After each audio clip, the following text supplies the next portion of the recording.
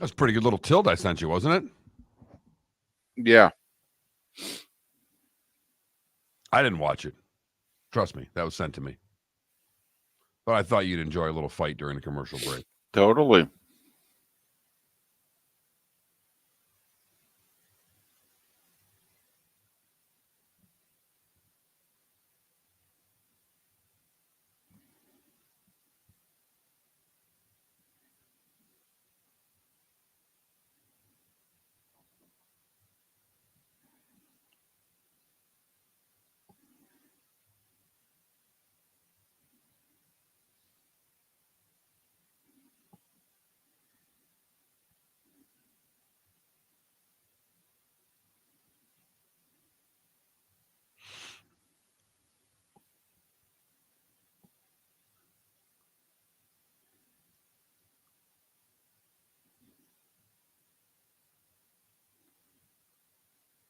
There's going for it on fourth down, and then there's I'll just kick a field goal and not throw it into the end zone at the end of the first half.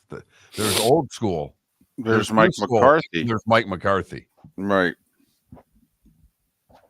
There's Brandon Staley, and then there's Mike McCarthy.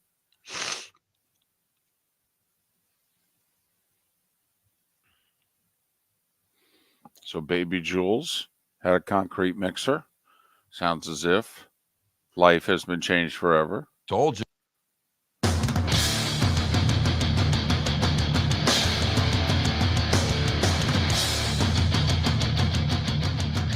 You are listening to Miller and Moulton, exclusively on the Florida Sports Network. And now, here's Mark Miller and David Moulton. Top of the morning to you on this Tuesday. Hope your week got off to a great start yesterday, and thanks for continuing it with us. We have just one question. How the heck are you? Miller and Moulton, the Florida Sports Network, floridasportsnetwork.com. Top of the morning to you, Mark. How are you? I'm probably a little more well-rested than you are. The big question I have for you, because you let us know yesterday you were a decent distance between hotel and stadium and a long walk from stadium to car. How long did it take you? What time did you get back to the hotel last night? Believe it or not, it only took an hour. From when the game ended, it only took an hour. That's pretty good. That's a lot better than I thought it was going to be. Now, the key, which we have learned, is where it is you park. There is the parking spot that you get. That is not where you park your car. All right. You have to park your car pretty far away. The key to a quick exit, without a police escort, of course, is you need to park your car as close as possible to an exit and then to go away from the traffic and backtrack. Okay, so that's what we did. It took longer, Mark, to park the car because, well, we parked it where we weren't supposed to be. So we had to continuously talk our way into, no. No, see, we're the media. I know we could park here and closer. We don't want that. See, we have to take this guy, Bill, which we didn't. We have to take Bill to LAX for a flight right after the game. No. So we need to be as close to an exit as possible. No. Where would you like to park? We'd like to park all the way out over there. Well, why do you want to park there? Trust us. We've been doing this longer than you. You park the cars, we escape. Okay, we want to park all the way over there, where basically once we get to our car, you cannot exit the lot without going through us. That's how far. We are the very first or last, depending on how you look at it, parking spot. Well, good. I did not expect, after you letting us know where you were and being in Santa Monica and having a bit of a drive, I didn't, Tuesdays are a tough morning for you. I'm not going to say you look rested. I'm just saying you look a little more relieved, a little less stressed than maybe you would have been having a longer drive last night. Now, for the first time all year, I did not get back to the hotel and go straight to bed or straight to the room, prep for the show and go to bed. All right. I got lured in. Okay. And it took a lot. I mean, it did. You know, I'm a dedicated professional, Mark, and I put this show above all else when I'm on the road. All right. But occasionally, well, I'm weak.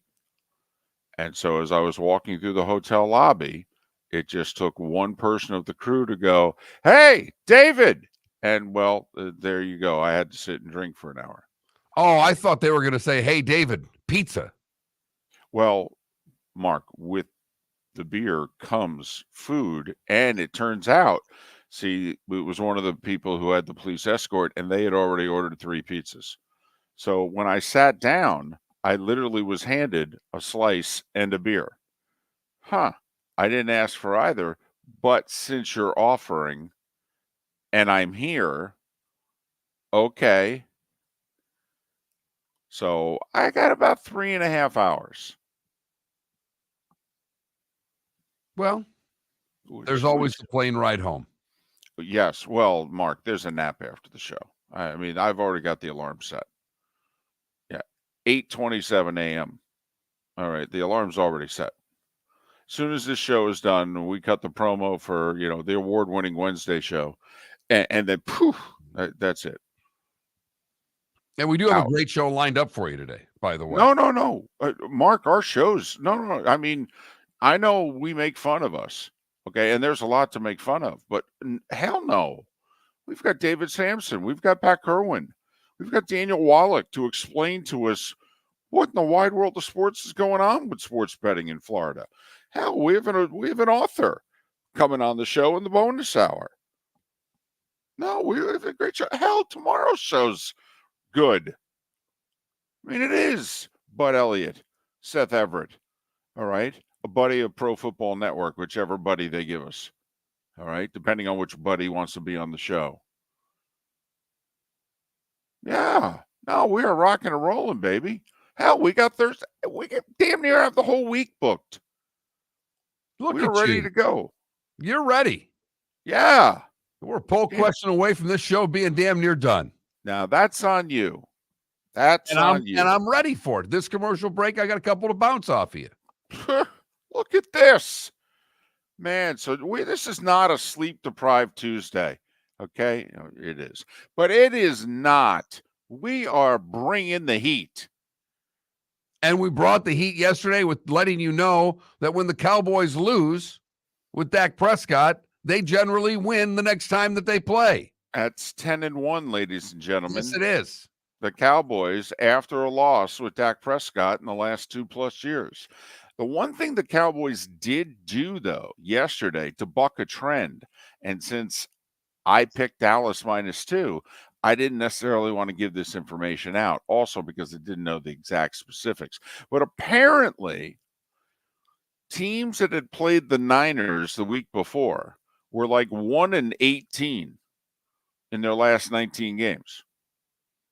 Apparently, the Niners not only in most cases beat you, but they beat you up. And that's what they did to Dallas.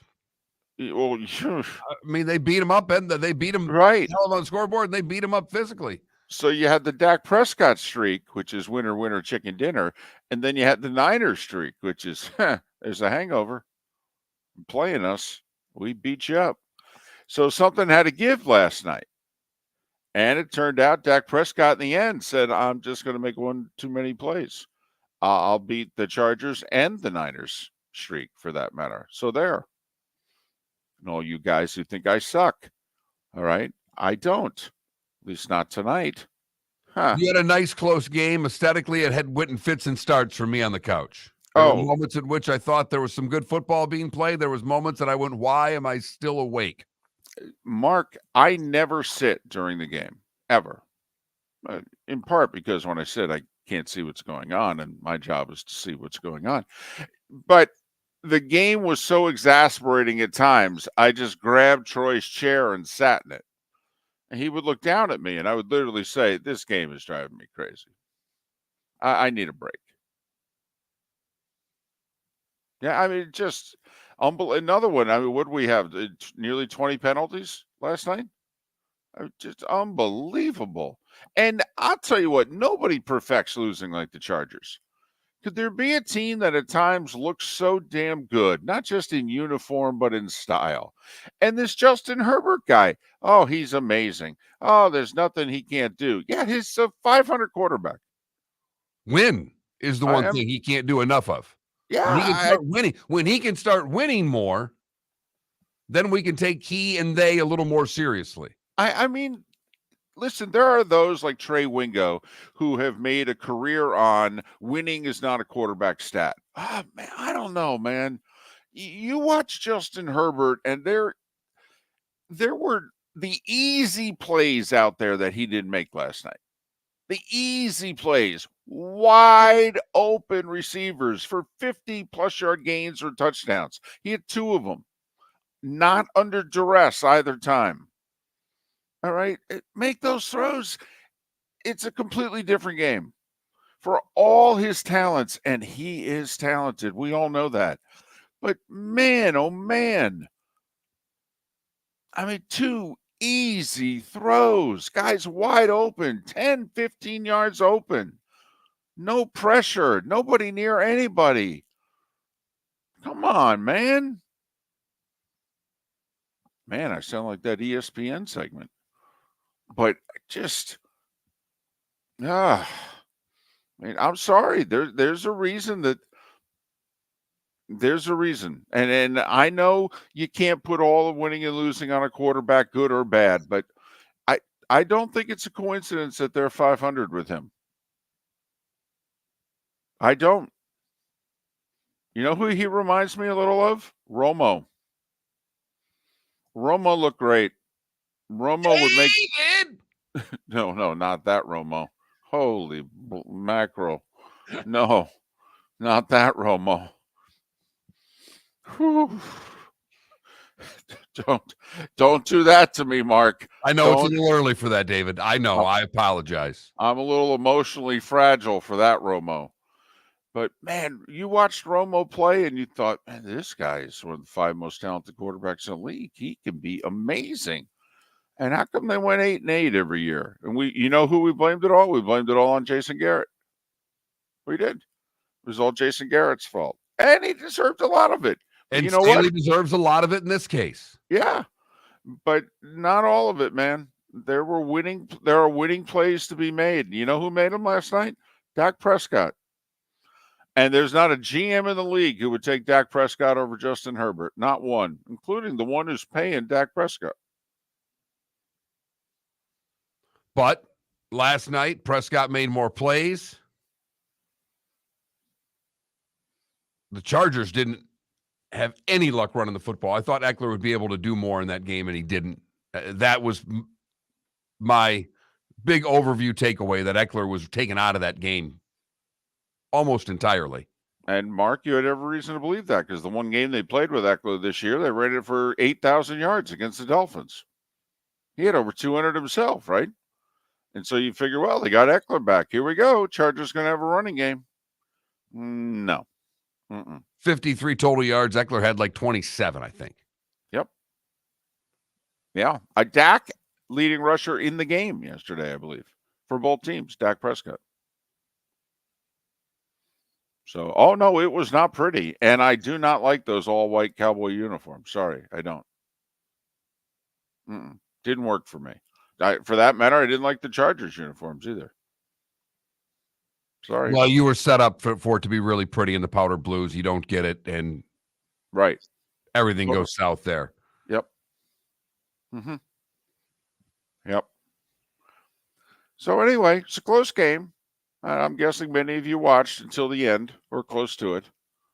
So Cowboys won, so all's right with the world.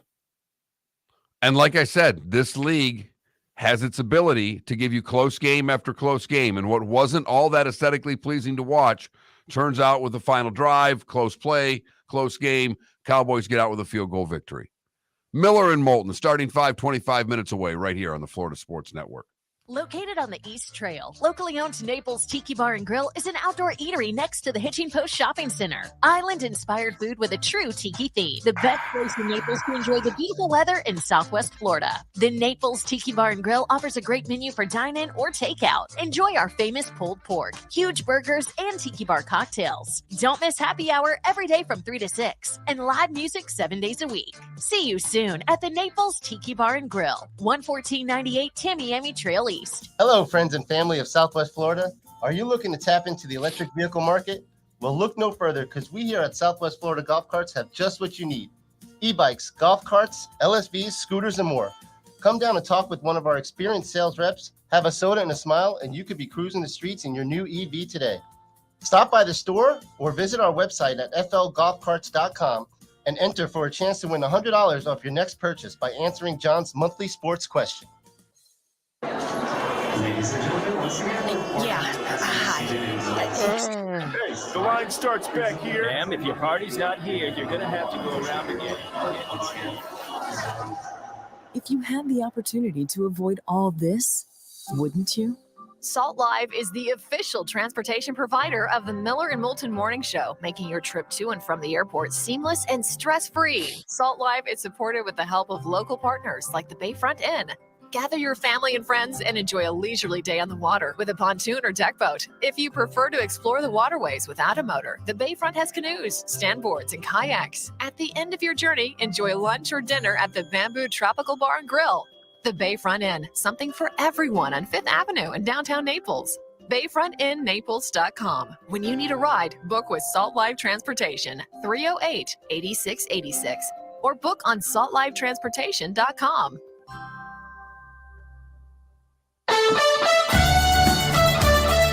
You are listening to Miller and Moulton on the Florida Sports Network.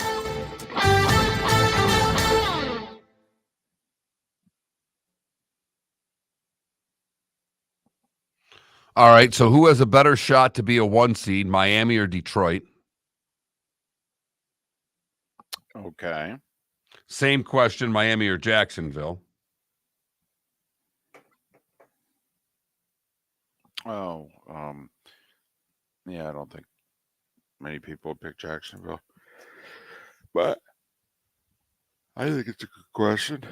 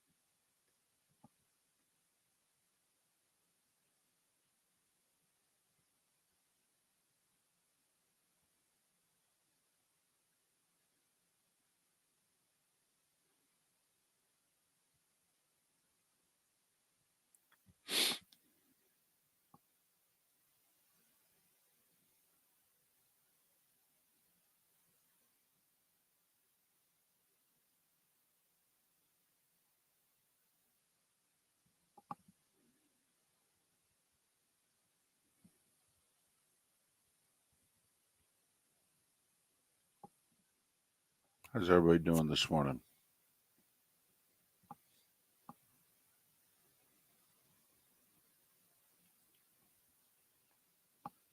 No, Empire defenses have not caught up to the offenses.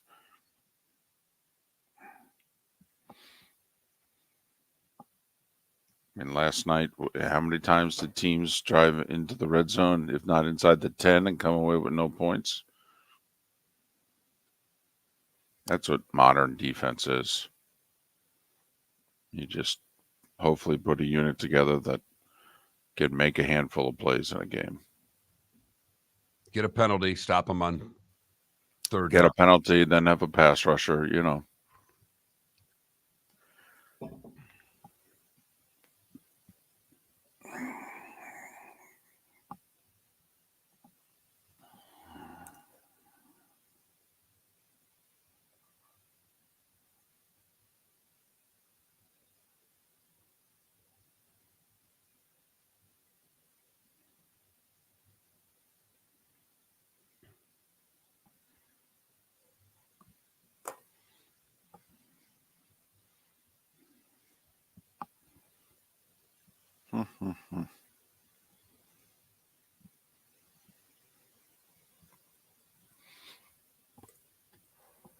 Oh, excuse me.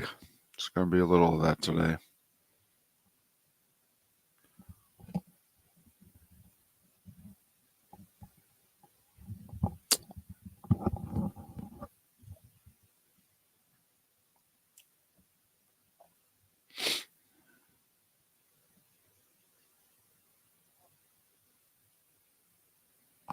They do, Empire. They keep going for it. Now, I will say both go for it's last night were less than a yard. Less than a yard. And neither got it.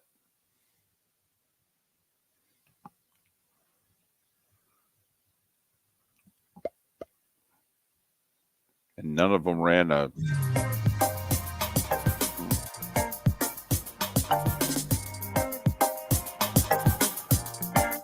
Welcome back to Miller and Moulton, only on the Florida Sports Network.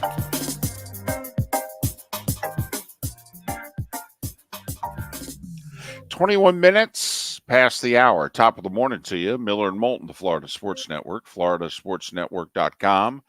David Samson to join us 40 minutes from now. We'll talk about the surprise announcement, which happened late in our show yesterday. In fact, I believe it happened during the bonus hour, in which the Marlins and their general manager, Kim Ang, parted ways. Technically, she was the one to officially break off the relationship, but you could certainly argue that it was their actions which caused her to finally go, yeah, this ain't going to work for me. And so the general manager, who many perceived to do a really good job when she was given control of the franchise over the last year and a half, now they're looking for a new Grand Poobah. And should they be? David Samson about that and the baseball playoffs and so much more coming up at the top of the hour. Mark, I contend there was a story yesterday which is going to change a sport's outcome for the rest of the season. Okay, do explain. Brock Bowers, ankle surgery.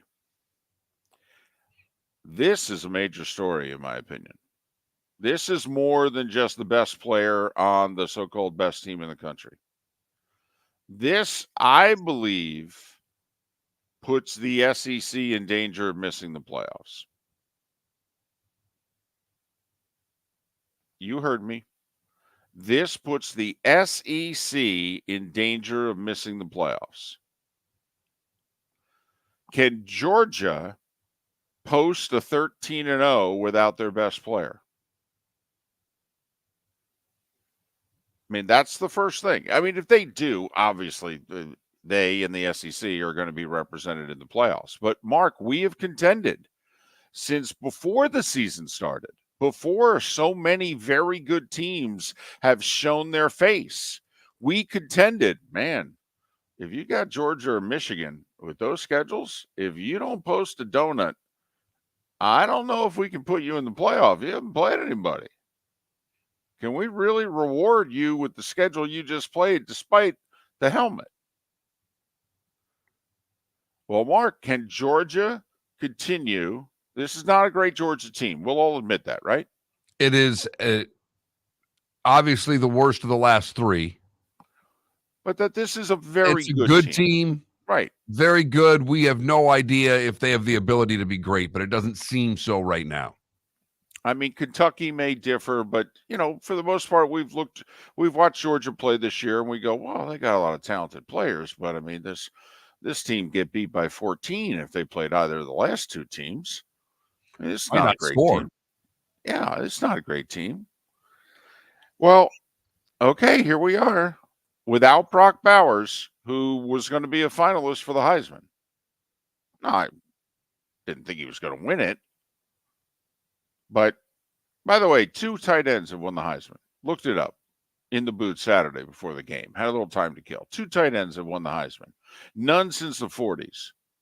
The best a tight end has finished in the Heisman since was 3rd. McAfee, I believe, for the Notre Dame in 77. Some guy named Earl Campbell won the Heisman that year. They were just giving it away. All right. So, all right. You tell me, Mark. You tell me. Are the Dogs going to get through Florida in the cocktail party, Missouri at home, Ole Miss at home, at Tennessee? They going to get through that 4-0? I actually think that they will. Okay. Quarterback's starting to play. I know this takes away his number one weapon, but the quarterback's actually starting to play a little bit. And Carson Beck, by the way. I think that they just have superior talent over all 4 of those teams. I don't think Tennessee has a hell of a lot this year, David. I think Ole Miss gives them the best shot for a loss because Ole Miss can score. Florida right now is Georgia light. They're a lot like Kentucky. I don't see how Florida beats them playing the same style unless Georgia makes a ton of mistakes. And Missouri, interesting, but they couldn't. They're interesting. Missouri's they are interesting. I think the 2 biggest tests are Missouri and Ole Miss out of the 4. And see, I contend without Brock Bowers, they're going to lose. And they have one of the 5 longest winning streaks in the history of a team in the SEC. In fact, if they complete that quote-unquote gauntlet, and that's a little bit of an overstatement, but if they win those 4 games, Mark, they will have tied the all-time win streak for an SEC football team. Alabama did it twice. They won 28 in a row. And that's not just in conference. That's just period, 28 in a row. Right now, Georgia's won 24 consecutive games. Last time they lost was the 2021 SEC title game. They've won 24 since. I don't think they get through this undefeated. Now, don't give me my $20 and say, all right, Moulton, which one are they going to lose to? I don't know. But remember, they're getting their week off this week. They play those 4 in a row. Now, 1 neutral, 2 home, 1 on the road. In that order. But, Mark, my contention, let's just say I'm right. A 12-1 SEC champion. Well, if it's Alabama, I mean, you can't put them ahead of the Big 12 champ, can you? It's either going to be 13-0 Oklahoma or 12-1 Texas. You can't put 12-1 Alabama ahead of 12-1 Texas, can you? No, you can put 12-1 Georgia if they get there ahead of them. Okay. I'm just. No, I guess. But I'm not so sure because tell me who the win is on their schedule. I mean, I'm honestly, just telling you that they will have both, Texas will have beaten Alabama, Georgia will have beaten Alabama. When all things come down to the last decision-making, it'll be the SEC that'll win out. Okay.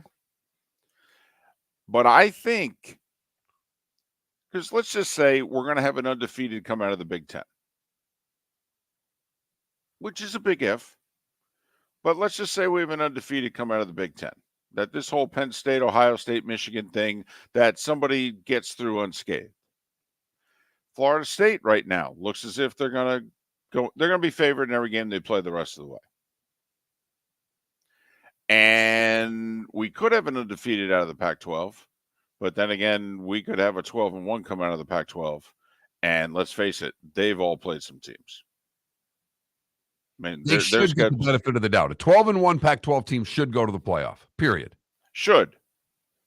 And you don't know whether or not the conference 10 minutes away from disbanding is going to get the benefit of that doubt, or whether or not they're going to be like, well, we could stick it to them. What can they do? But I think for the first time in a while, with Brock Bowers being, because there are reports that he's out for the year. And Mark, I actually think whether he is out for the year or not could determine whether or not Georgia gets the tiebreaker. Because their resume is not going to give them the tiebreaker. What the SEC's done over the last 18 years, what they've done over the last 2, all right, is that going to be the tiebreaker? But if he's coming back, you could see where the committee would go, well, sneak them in at 4, because now they're getting their best player back. And I think at the end of the day that a 12-1 Georgia gets in if they win their last game. Okay. They wouldn't get it over a 13-0 Oklahoma. We all know the donut will win. Remember, Georgia's going to beat either the worst Alabama team in the last 9 years, or they're going to beat another 2 or 3 lost LSU team. That's probably who they're going to beat in the SEC championship game. And a lot of other conference champions are actually going to play a better team to win their title. The starting 5 is next on Miller and Moulton. The law firm of Michael F. Hornung specializes in criminal defense, DUI, personal injury, nursing home claims, and auto accidents. I'm a former prosecutor with over 34 years of experience. The information I know is information you need to know. If you've been arrested for a DUI, time is of the essence to maintain your driving privileges. Call the law firm of Michael F. Hornung for a free consultation. At the law firm of Michael F. Hornung, we are committed to excellence in your representation. Being a local attorney with local knowledge is clutch to the success of your case. For over 30 years, we have successfully represented the citizens of Southwest Florida. For a free consultation, call 239-437-0095. That's 239-437-0095. Our offices are conveniently located in Fort Myers. Visit online at mfh-law.com. Visit Jason and Todd at the Diamond District. 20 years ago, Jason and I had the idea for a jewelry store like no other, with a vast selection of certified diamonds priced 8 to 12% over cost. A team of individuals who are educated, driven, and believe in cultivating relationships. Today, we have become one of the largest independent jewelry stores in the country. Todd and I love what we do and are in the store nearly every day, along with our GIA gemologists, master jewelers, custom designers, and non-commissioned diamond consultants, all of which we consider family. As direct diamond importers, we travel the world, forging relationships and sourcing diamonds. What we love most about our business is that we can call Southwest Florida our home. If selection, value, and comfort are important to you, give the Diamond District an opportunity. You won't find a better diamond buying experience. Todd and I look forward to shaking your hand and welcoming you to our Diamond District family. At the Diamond District. You are listening to Miller and Moulton on the Florida Sports Network.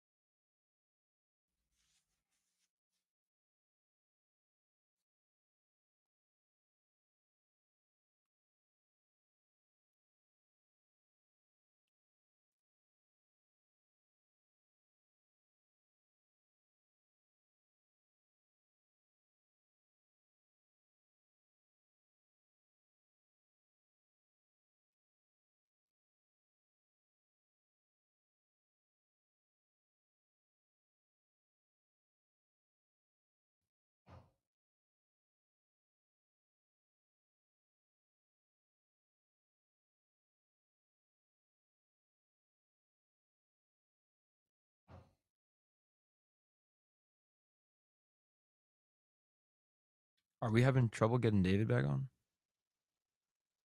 Hello? Thank you. Sorry, I'm doing 5 million things. I can't hear you unless you're in the screen, so I apologize. No. I know that. I was hoping I'd be brought back. I read your But text. no, I could see, Mark. You were doing a lot of things. 30 seconds. Well, Sonny, then baseball's doing pretty well. How cool was that Iowa basketball game? Probably super cold, though. They got decent weather. My friend was at it. Oh, okay.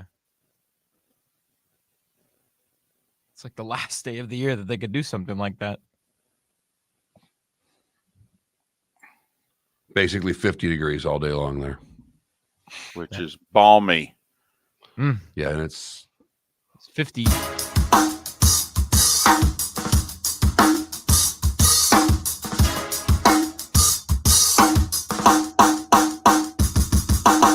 Welcome back to Miller and Moulton, only on the Florida Sports Network.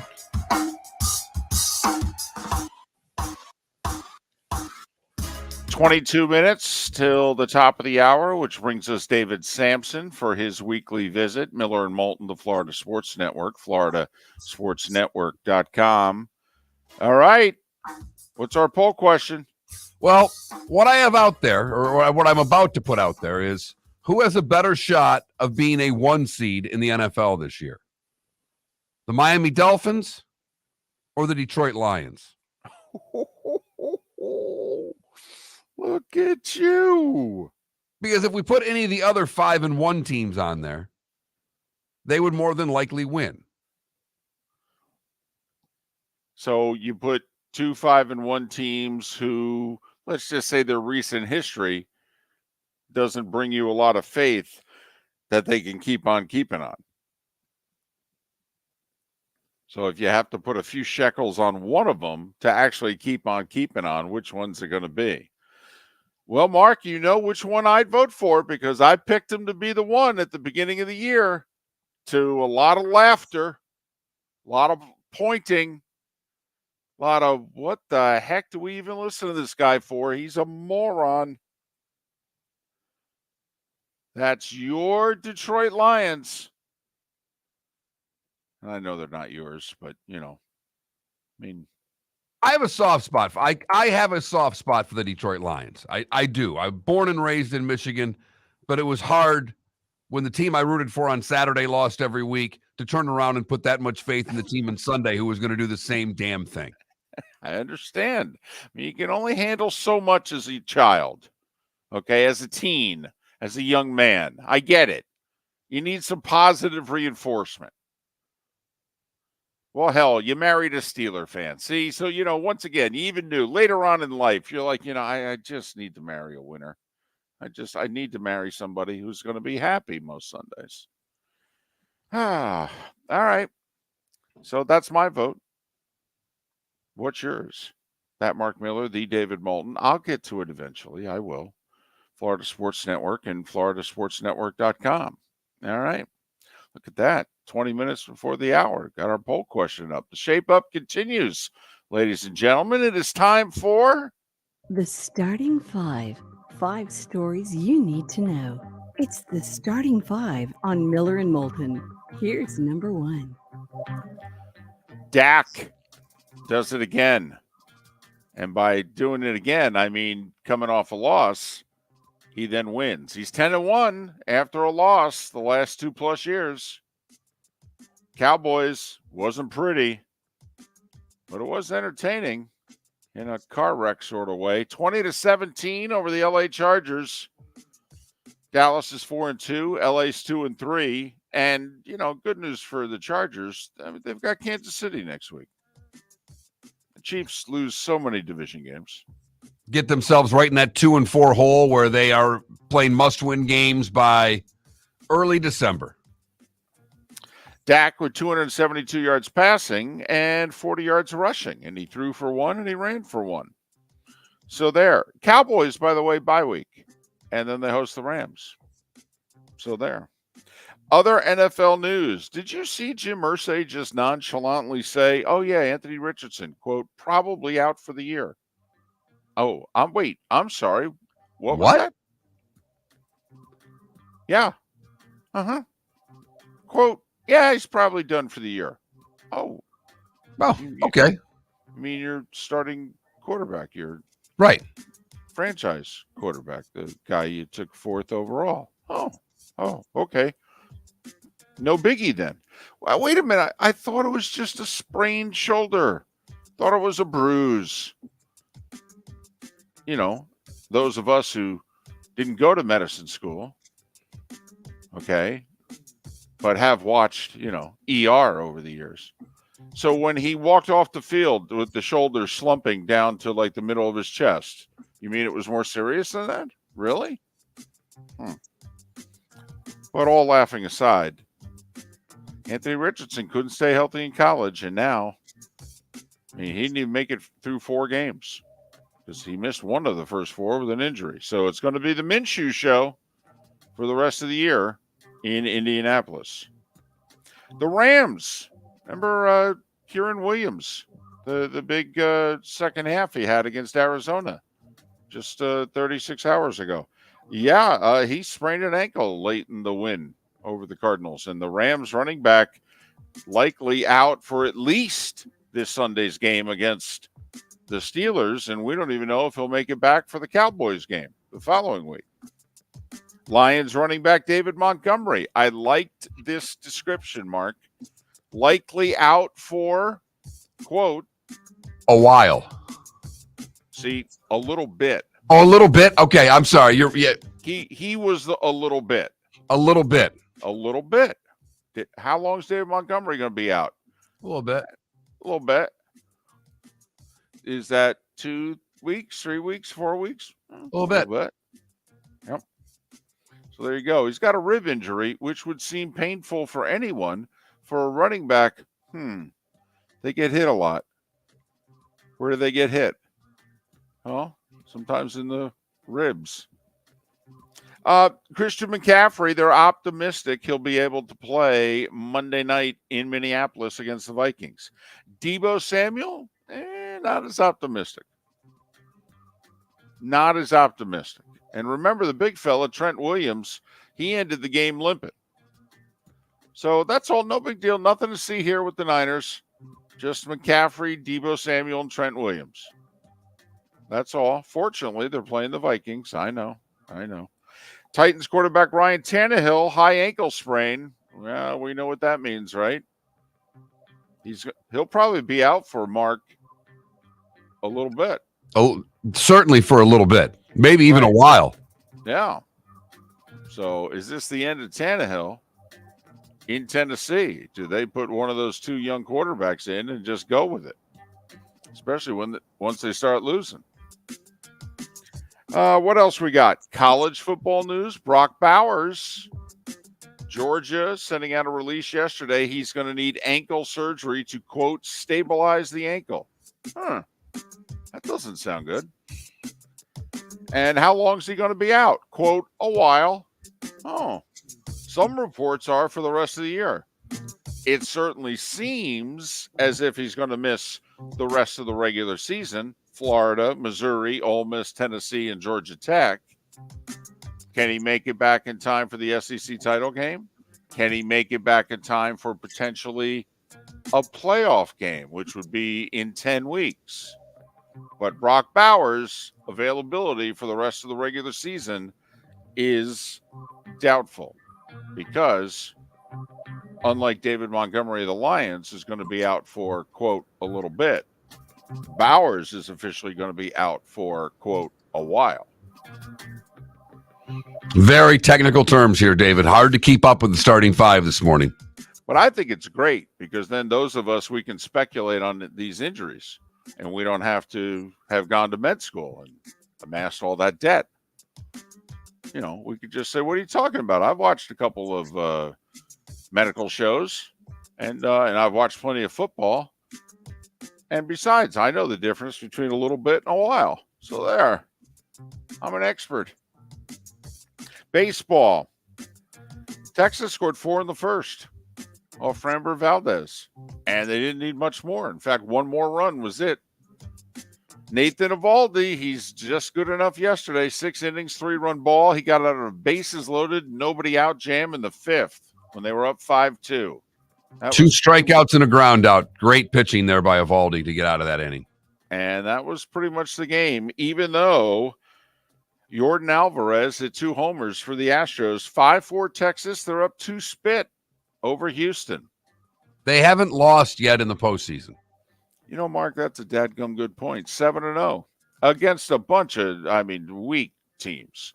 101 win Orioles, 99 win Rays, and the Astros, who, how much winning have they done lately?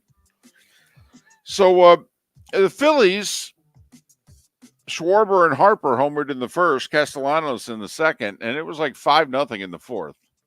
And from there, they, did enough. Beat the Diamondbacks 5-3.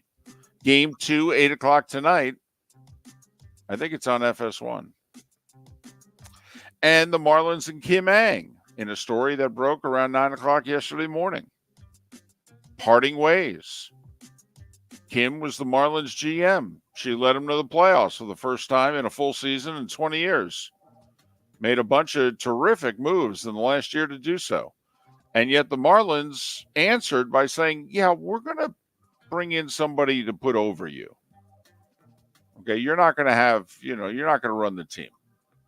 I mean, you'll have a say, but you're not going to run the team. She went, really?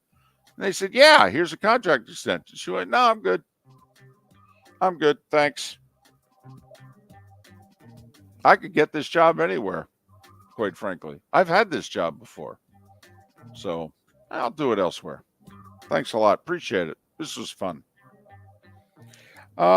NHL last night, Panthers had lost their first 2, Mark. They really needed a win, and they were in New Jersey playing the Devils. Not an easy place to win.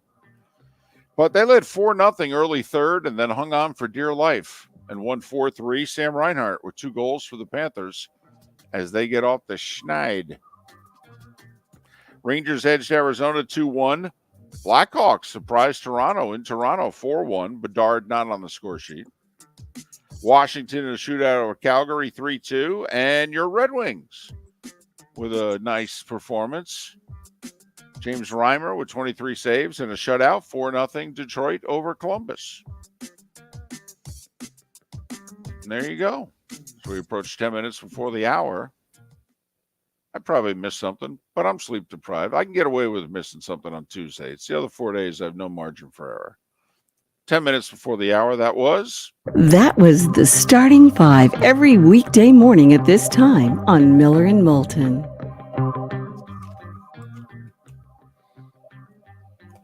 I realized something watching the game last night.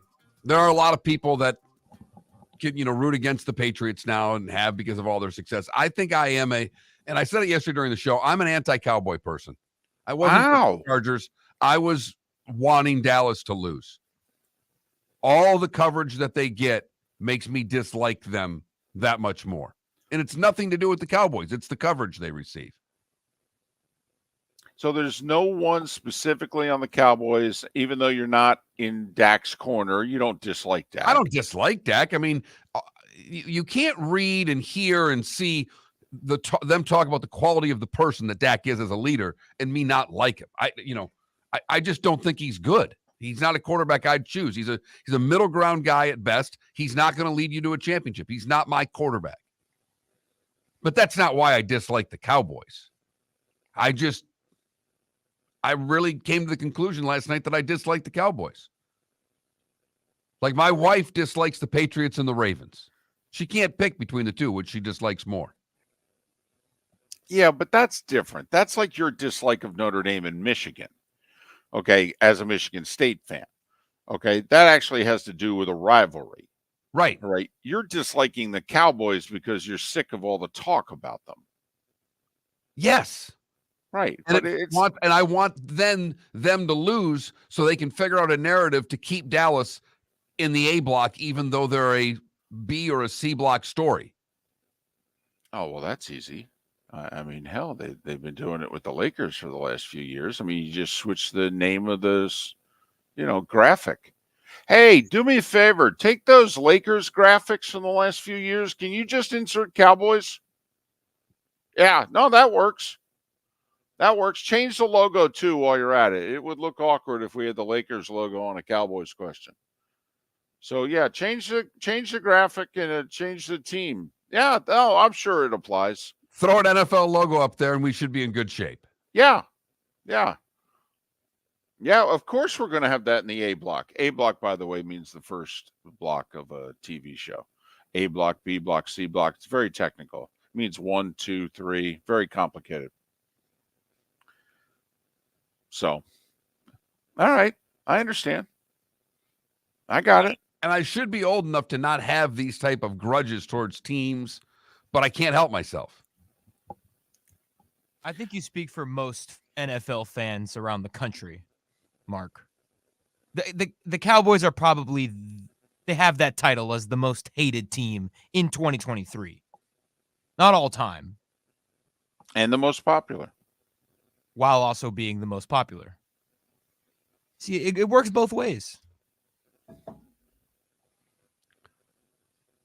I don't know. In these parts, I would think the Patriot hate's pretty big, too. And the Patriots' love is also greater. You know what? That'll be put to the test here in the next couple of years. Okay, whether or not people actually became Patriots fans, or if really they only became Patriots fans with Tom Brady. And now that Brady's gone, you know, I mean, did I really like him before? Hello, friends and family of Southwest Florida. Are you looking to tap into the electric vehicle market? Well, look no further, because we here at Southwest Florida Golf Carts have just what you need. E-bikes, golf carts, LSVs, scooters, and more. Come down and talk with one of our experienced sales reps, have a soda and a smile, and you could be cruising in your new EV today. Stop by the store or visit our website at flgolfcarts.com and enter for a chance to win $100 off your next purchase by answering John's monthly sports question. Visit Jason and Todd at the Diamond District. When choosing something of high value and personal significance, such as a diamond, you want to make sure you're shopping with the best. And the best when it comes to GIA certified diamonds and diamond jewelry is not online. It's not in the malls. And it's not with any of the new pop-up jewelry stores trying to make a go of it here in Southwest Florida. The best place to buy diamonds is with my friends Jason and Todd at the Diamond District, who have made Southwest Florida their home for over 20 years now. The largest selection of GIA certified diamonds is with the Diamond District. The only place you'll find diamonds 8 to 10% over cost is with the Diamond District. America's top bridal designers have chosen the Diamond District to represent their engagement rings exclusively in Southwest Florida. Simply put, the best selection, experience, and best prices are with Jason and Todd at the Diamond District.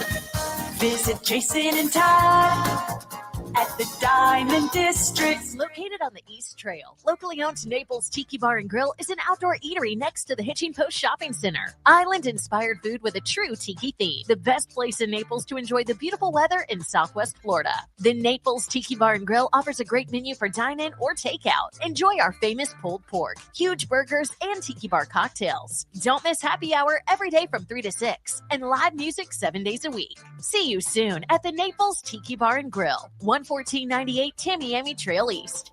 The law firm of Michael F. Hornung specializes in criminal defense, DUI, personal injury, nursing home claims, and auto accidents.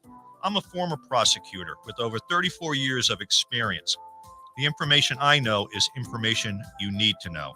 If you've been arrested for a DUI, time is of the essence to maintain your driving privileges. Call the law firm of Michael F. Hornung for a free consultation.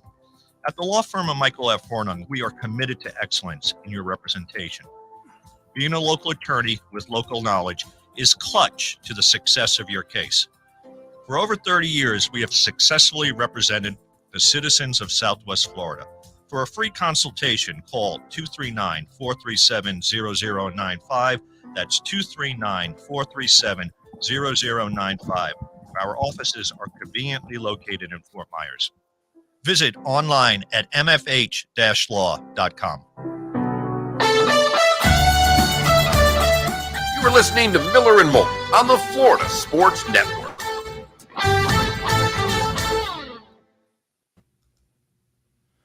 Good morning, David. Good morning. How are you? Good. How you doing? I am well, thank you. You in Miami? No, I'm in Stamford, Connecticut, doing CBS pre and post. Oh, that's right. That's right. You tweeted out about that. It's October. Well, I missed the glove. It's a little dark here. I'm sorry about that. Oh, it's fine. Not as dark as where I am. Where are you? In a hotel room in Santa Monica. There's like one light in the whole room. Oh, that's right. Los Angeles. God, your schedule absolutely is tough, David. I can sleep, though. I can sleep anywhere. I sleep on planes. So, what time do you get to fly today? 11:30. So that gets in at 7:30, 8 o'clock tonight? No, because it's not direct. I have to go through Houston. So I land in Jacksonville around 10. And then you're back at it tomorrow at 6. Tomorrow's moving day, David. We move back into our condo. We've been out for 7 weeks. All right. Yep. Another thing to put on your plate. Knocked down some walls. Painted those that remained. Okay, it's going to look like a whole new place. Were you over budget and not on time, or were you on time and on budget? David, think of the question you just asked. We're talking about home renovations. Imagine doing a 928,000 square foot home on time and on budget, and that's why I'm only 5'5". You were 5'9" when it started? Exactly.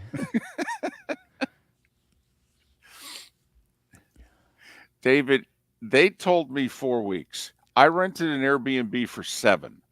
We are literally getting out with like 12 hours left on the arrangement in the Airbnb. It's outrageous, isn't it? It sucks. If I heard one more time, well, we're having trouble getting it delivered. Just tell me where it is. I'll pick it up myself. I swear. It's a countertop.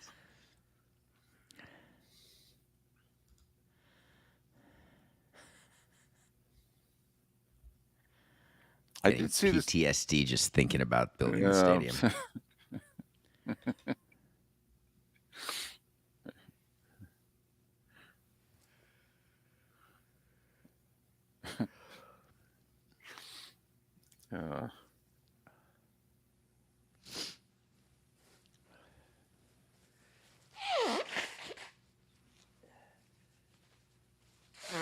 One minute.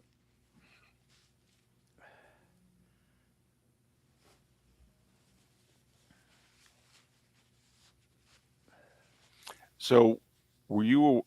We only have about 30 seconds here before we come back. But were you aware of Kim Ang before your recording was done, or did you record nothing personal and then go, holy blank? It happened 1 minute after we stopped, and Coca wondered, do you want to do anything again? And I said, no, we'll cover it tomorrow. There's always tomorrow. Because tomorrow already is here. Tomorrow. 10 seconds.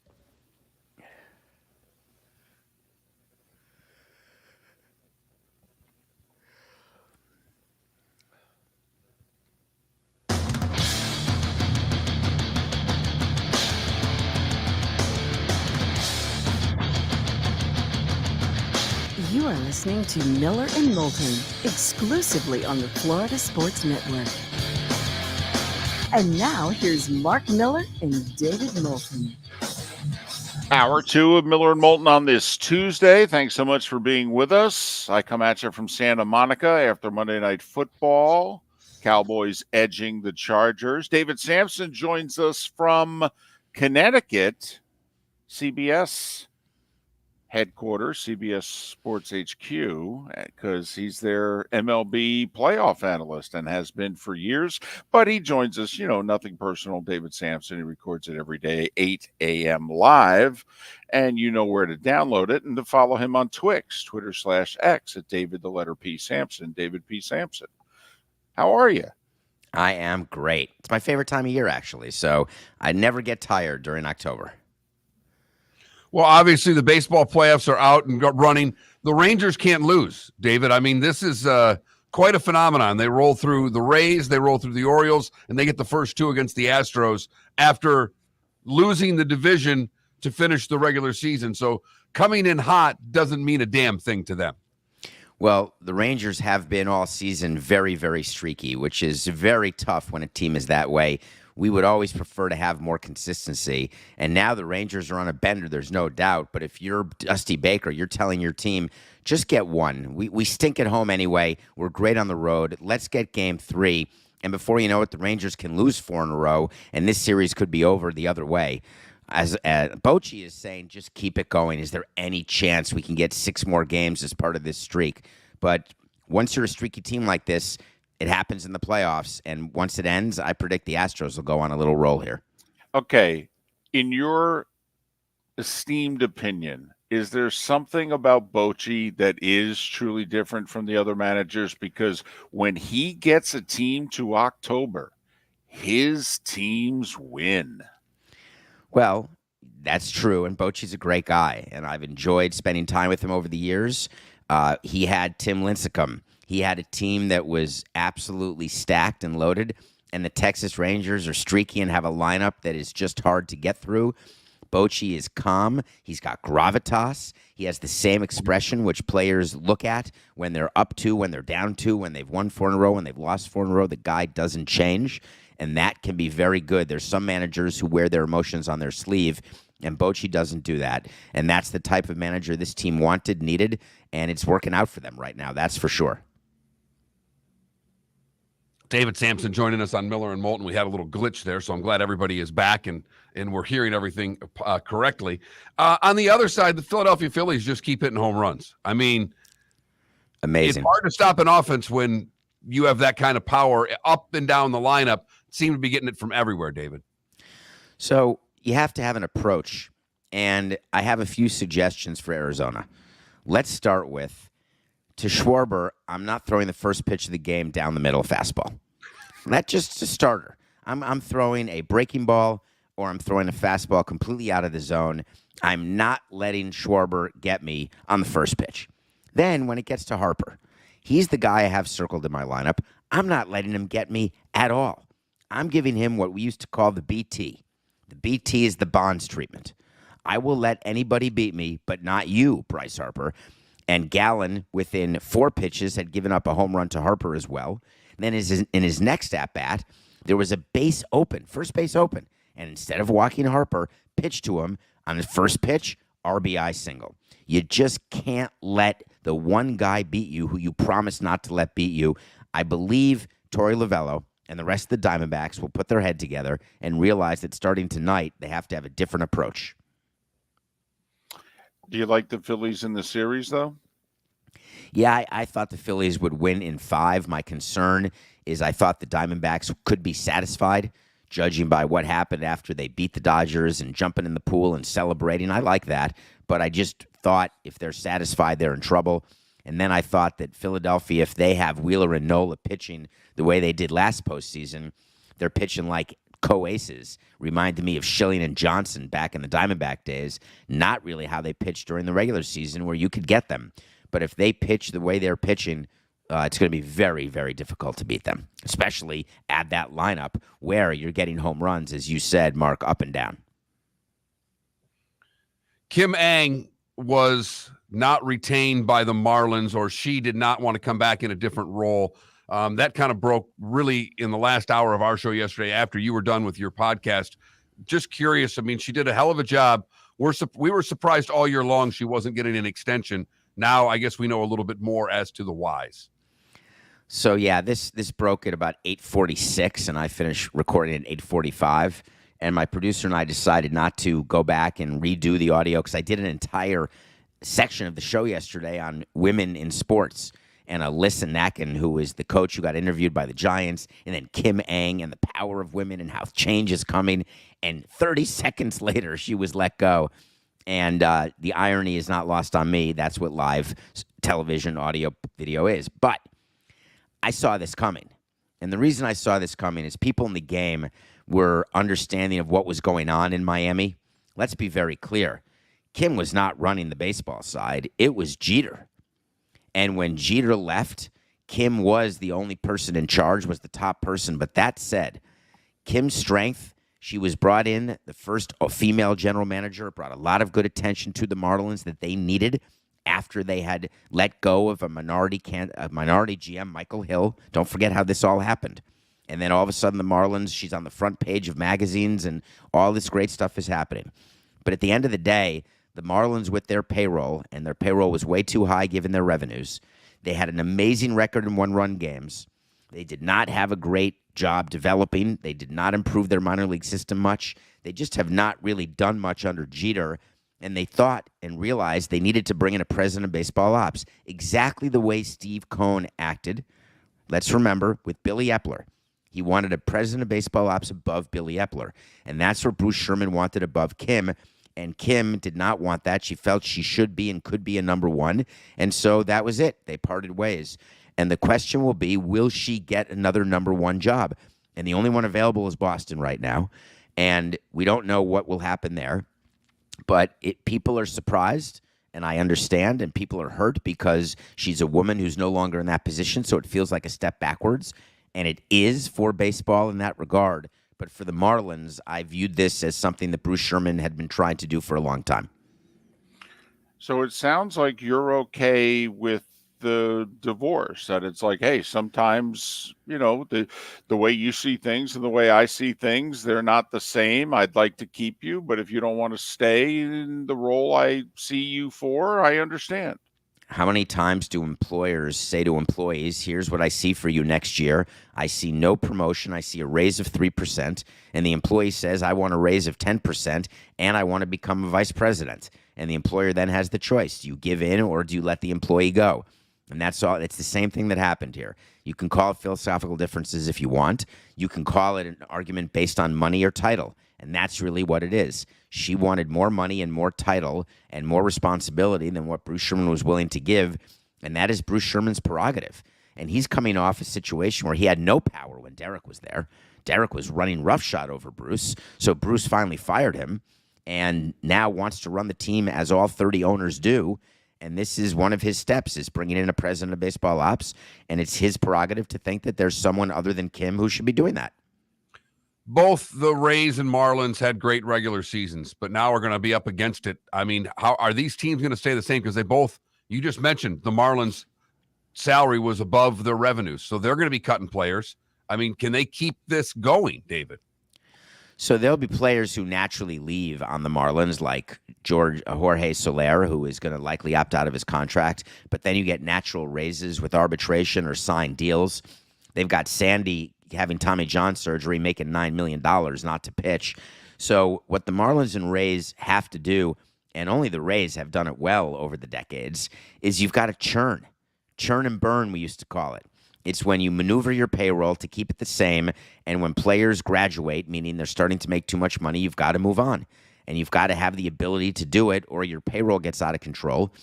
And I believe in the Rays. And they have said, they actually came out this week and said their payroll may go up. They've got some capacity for that.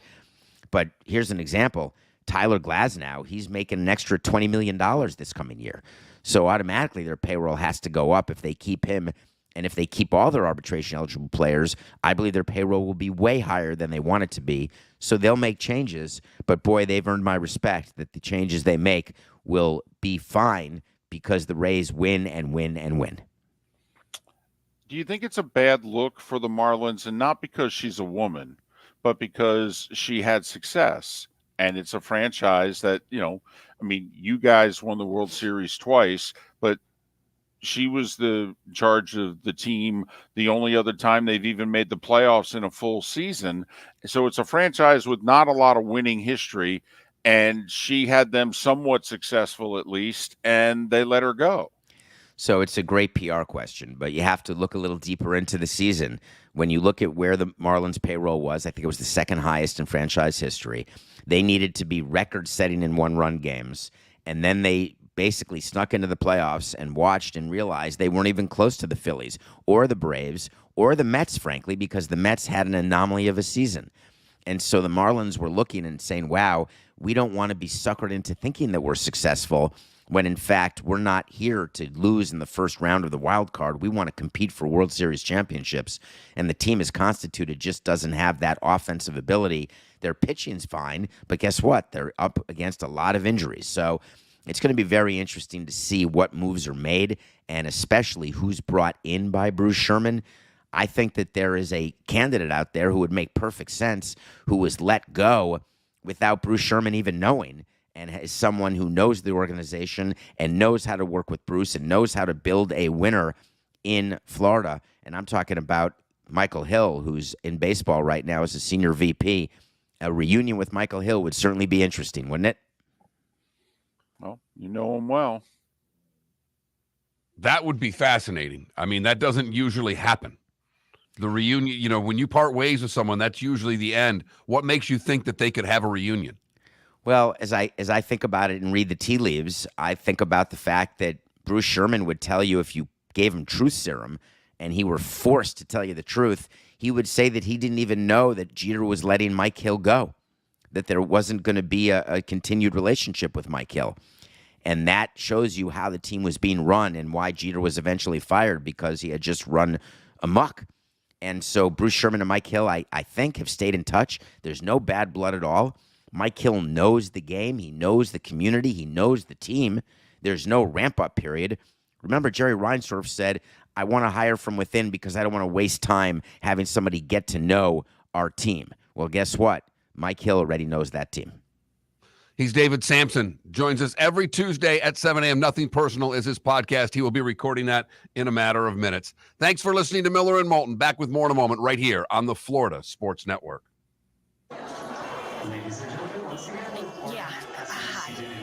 Excuse me. Hey, the line starts back here. Ma'am, if your party's not here, you're going to have to go around again. If you had the opportunity to avoid all this, wouldn't you? Salt Live is the official transportation provider of the Miller and Moulton Morning Show, making your trip to and from the airport seamless and stress-free. Salt Live is supported with the help of local partners like the Bayfront Inn. Gather your family and friends and enjoy a leisurely day on the water with a pontoon or deck boat. If you prefer to explore the waterways without a motor, the Bayfront has canoes, standboards, and kayaks. At the end of your journey, enjoy lunch or dinner at the Bamboo Tropical Bar and Grill. The Bayfront Inn, something for everyone on 5th Avenue in downtown Naples. BayfrontInNaples.com. When you need a ride, book with Salt Live Transportation, 308-8686, or book on saltlivetransportation.com. Visit Jason and Todd at the Diamond District. 20 years ago, Jason and I had the idea for a jewelry store like no other, with a vast selection of certified diamonds priced 8 to 12% over cost. A team of individuals who are educated, driven, and believe in cultivating relationships. Today, we have become one of the largest independent jewelry stores in the country. Todd and I love what we do and are in the store nearly every day, along with our GIA gemologists, master jewelers, custom designers, and non-commissioned diamond consultants, all of which we consider family. As direct diamond importers, we travel the world, forging relationships and sourcing diamonds. What we love most about our business is that we can call Southwest Florida our home. If selection, value, and comfort are important to you, give the Diamond District an opportunity. You won't find a better diamond buying experience. Todd and I look forward to shaking your hand and welcoming you to our Diamond District family. At the Diamond District. You are listening to Miller and Moulton on the Florida Sports Network.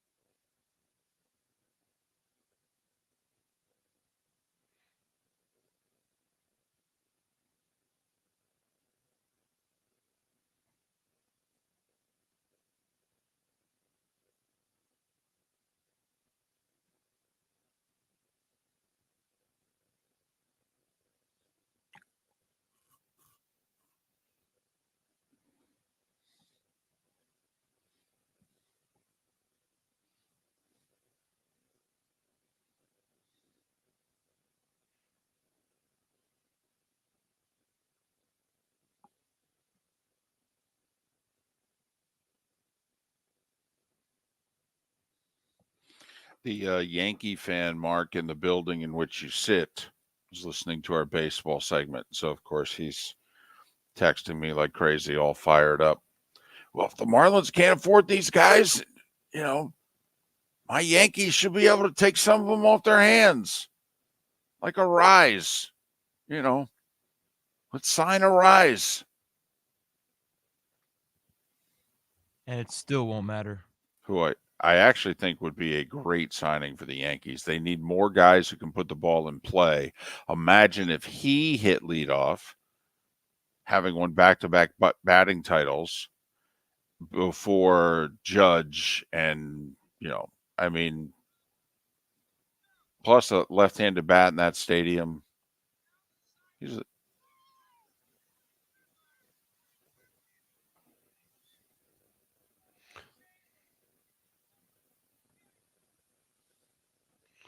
8 years ago today was the muffed punt game.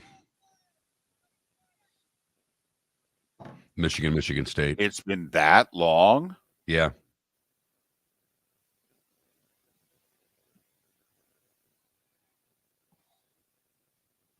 Best part about that is that my dad left my house and drove home and didn't see it.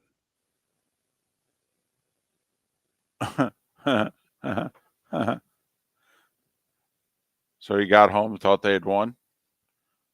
Got home and thought Michigan had won. That's fantastic.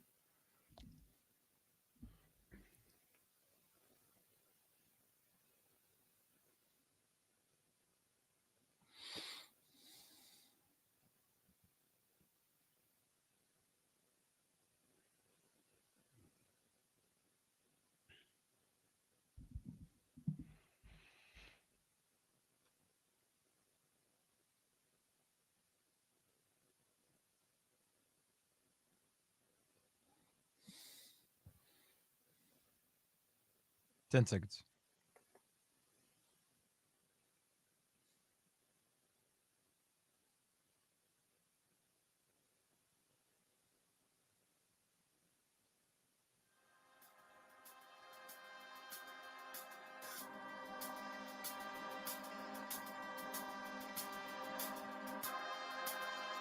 You're listening to Miller and Moulton, only on the Florida Sports Network. And now, here's Mark Miller and David Moulton. 21 minutes past the hour. Top of the morning to you. Miller and Moulton, Florida Sports Network, floridasportsnetwork.com. I come at you from the West Coast. The aftermath of the Cowboys' Monday Night Football win over the LA Chargers. Mark comes at you from the West Coast of Florida, the Southwest Coast to be exact. That's how we make up Miller and Moulton on this Tuesday. Are you a little surprised by David Samson's reaction to the Marlins and Kim Ng parting ways the way they did yesterday? He's a big, champion of people who don't normally get a chance to get a chance, which obviously is the case of a woman running a Major League Baseball team. And the fact was the Marlins had success under her running the baseball team. And yet he very matter-of-factly said, hey, I get it. I might have done the same thing with where the franchise is. And, he basically also said the payroll they just spent, it's going to go down. Yeah, they can't afford what they did a year ago. That when you take back and look at it from the 40,000-foot view, that the system's not any better along, that they won all these one-run games, and the fact of the matter is that they were barely a playoff team this year with everything going right. So he did not heap the praise on Kim Ng that we did. Not necessarily taking her down, but there's more to it than what we're looking at. Here's why I'm surprised. She only had one off season. She got the gig. Jeter, got fired right as spring training was beginning, or spring training was already underway for a week, something like that. So the off season heading into the 2022 year had already taken place. she had to make her major moves, after that fact. She only had one off season. She did have 2 trade deadlines, but she had one off season. And she took a look at the Marlins and said, yeah, we can't win. I got to trade some of this pitching, and, we got to spend a little bit of money on a bat or two. And she did that. And so I'm surprised. Yes, the Marlins have shortcomings as an organization, but she's not responsible for most of them. But I'm a little surprised by his reaction. But, at the end of the day, for as much as we like him, and we do like David Samson a lot, all right, he can be pretty cold. There is a very sharp baseball executive in there, if you know what I mean. Kind of like, hey, Miller, Moulton, I like you guys. I'm letting you go. But he's also quick to admit that it's not just him that acts like that. That's how the business is. All right. 3 teams operate that way, with that mentality. And it's just the name of the game. At the end of the day, she didn't want to work for someone else. She felt she should have been the number one. And he sympathized with an owner who wanted to bring in a director of baseball operations. He felt, I thought from what David was saying, he felt it was needed, that there was more going on in that organization, that they need someone else. In fact, he had the person picked. It's their old GM. And Kim was at least saying, well, then make me the president, and I'll hire the person that I think I've earned that. I mean, you've owned the team for how long? How much winning have we done? Although they did, during the pandemic, they did sneak into the playoffs, and they actually won a first-round best-of-3. They swept the Cubs.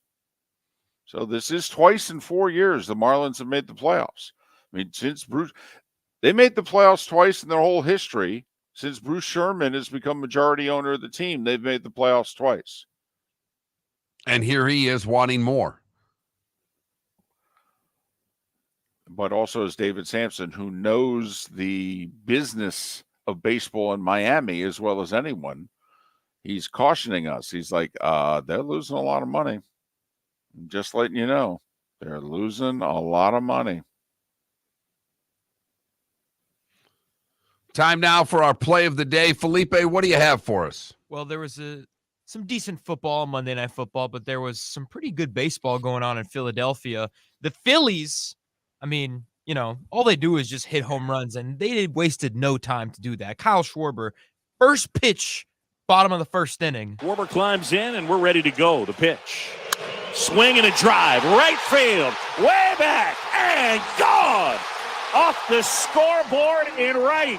A Schwarbomb. No doubt about it. Kyle Schwarber, first pitch of the game with a rocket to right. 1-0 Phillies, and this place has come undone. The Phillies would just keep going. Bryce Harper adding a home run himself on his 31st birthday, by the way. And in the end, Phillies up 5-3. Oh. Hot shot to third. Backhand boom to second. There's one. On to first. Game over. Nice. Around the horn, the Phillies take game one as Craig Kimbrell gets the save. Alec Bohm starts the game-ending double play, and the Phillies have a 5-3 win over the Diamondbacks here in the first game of the league championship series. Craig Kimbrell with the save, Zach Wheeler with the win, and the Phillies take game one of the NLCS. Phillies favored to win the series. Phillies have home field advantage in the series, despite being a wild card team. Their 90 wins better than Arizona's 84. I'm curious, by the way, I believe the Astros would have home field for the World Series. But the Phillies and the Rangers have won, I believe they both won 90 games in the regular season. Curious I think the Astros also won 90 games. I said, I believe the Astros have, with tiebreakers, they have home field in the World Series. But since Texas is up 2-0, let's just assume the two teams who are ahead in the LCS advance. They each won 90 games. I don't know what the Texas-Philadelphia tiebreaker is. No idea. Because it No normally idea. is, wins in the regular season. And since they both had the same number, ...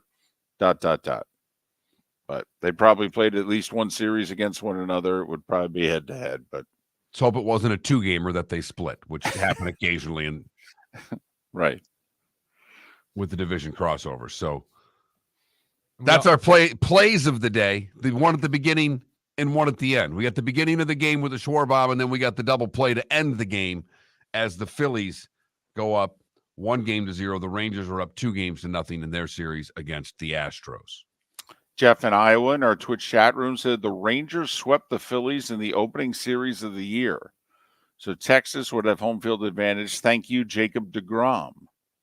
Remember him? And Texas has Scherzer on their roster for this. I mean, it is the one thing, if they get into the bullpen, the pitching is a little bit, taxed, if you will, because they've added names to the roster that may or may not pitch in this series. I believe that Scherzer is set to start in Game 3, no? Is it 3 or 4? I think it was 3. No. Coming back home, up 2 spit. But he's pitched, his only pitching's in a simulated game where he pitched 6 innings of simulated ball. You don't know what's going to happen when he gets in there. Right. He hasn't pitched since early September.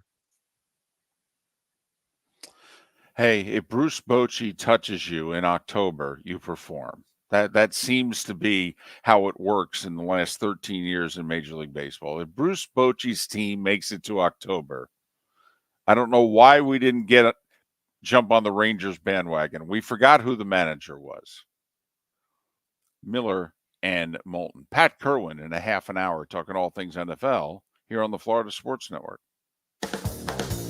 Visit Jason and Todd at the Diamond District. 20 years ago, Jason and I had the idea for a jewelry store like no other, with a vast selection of certified diamonds priced 8 to 12% over cost. A team of individuals who are educated, driven, and believe in cultivating relationships. Today, we have become one of the largest independent jewelry stores in the country. Todd and I love what we do and are in the store nearly every day, along with our GIA gemologists, master jewelers, custom designers, and non-commissioned diamond consultants, all of which we consider family. As direct diamond importers, we travel the world, forging relationships and sourcing diamonds. What we love most about our business is that we can call Southwest Florida our home. If selection, value, and comfort are important to you, give the Diamond District an opportunity. You won't find a better diamond buying experience. Todd and I look forward to shaking your hand and welcoming you to our Diamond District family. At the Diamond District. Yeah. Hi. Excuse me. Hey, the line starts back here. Ma'am, if your party's not here, you're going to have to go around again. If you had the opportunity to avoid all this, wouldn't you? Salt Live is the official transportation provider of the Miller and Moulton Morning Show, making your trip to and from the airport seamless and stress-free. Salt Live is supported with the help of local partners like the Bayfront Inn. Gather your family and friends and enjoy a leisurely day on the water with a pontoon or deck boat. If you prefer to explore the waterways without a motor, the Bayfront has canoes, standboards, and kayaks. At the end of your journey, enjoy lunch or dinner at the Bamboo Tropical Bar and Grill. The Bayfront Inn, something for everyone on 5th Avenue in downtown Naples.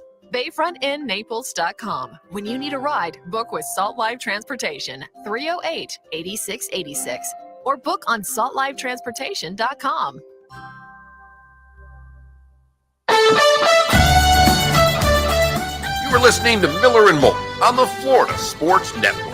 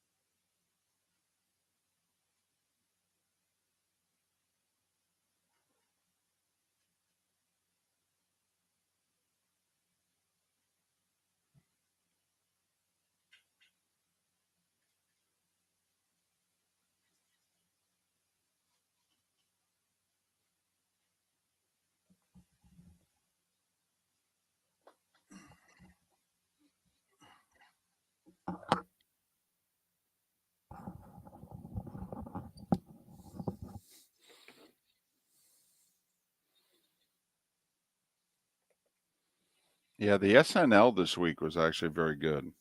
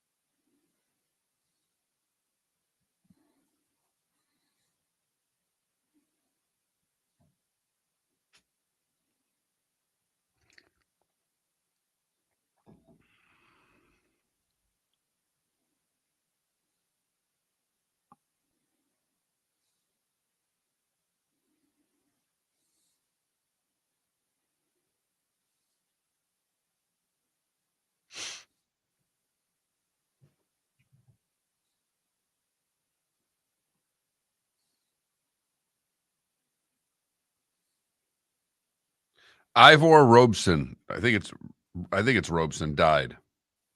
He was the voice of the Open for all those years.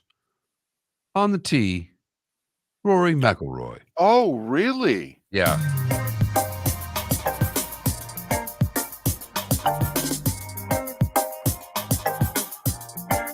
Welcome back to Miller and Moulton, only on the Florida Sports Network.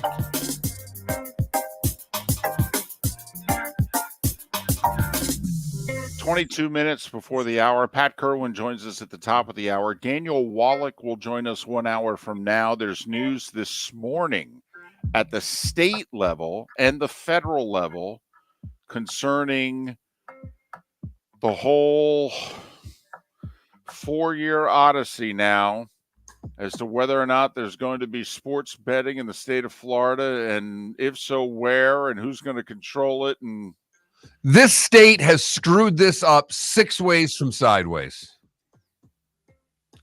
And has cost themselves so far billions of dollars.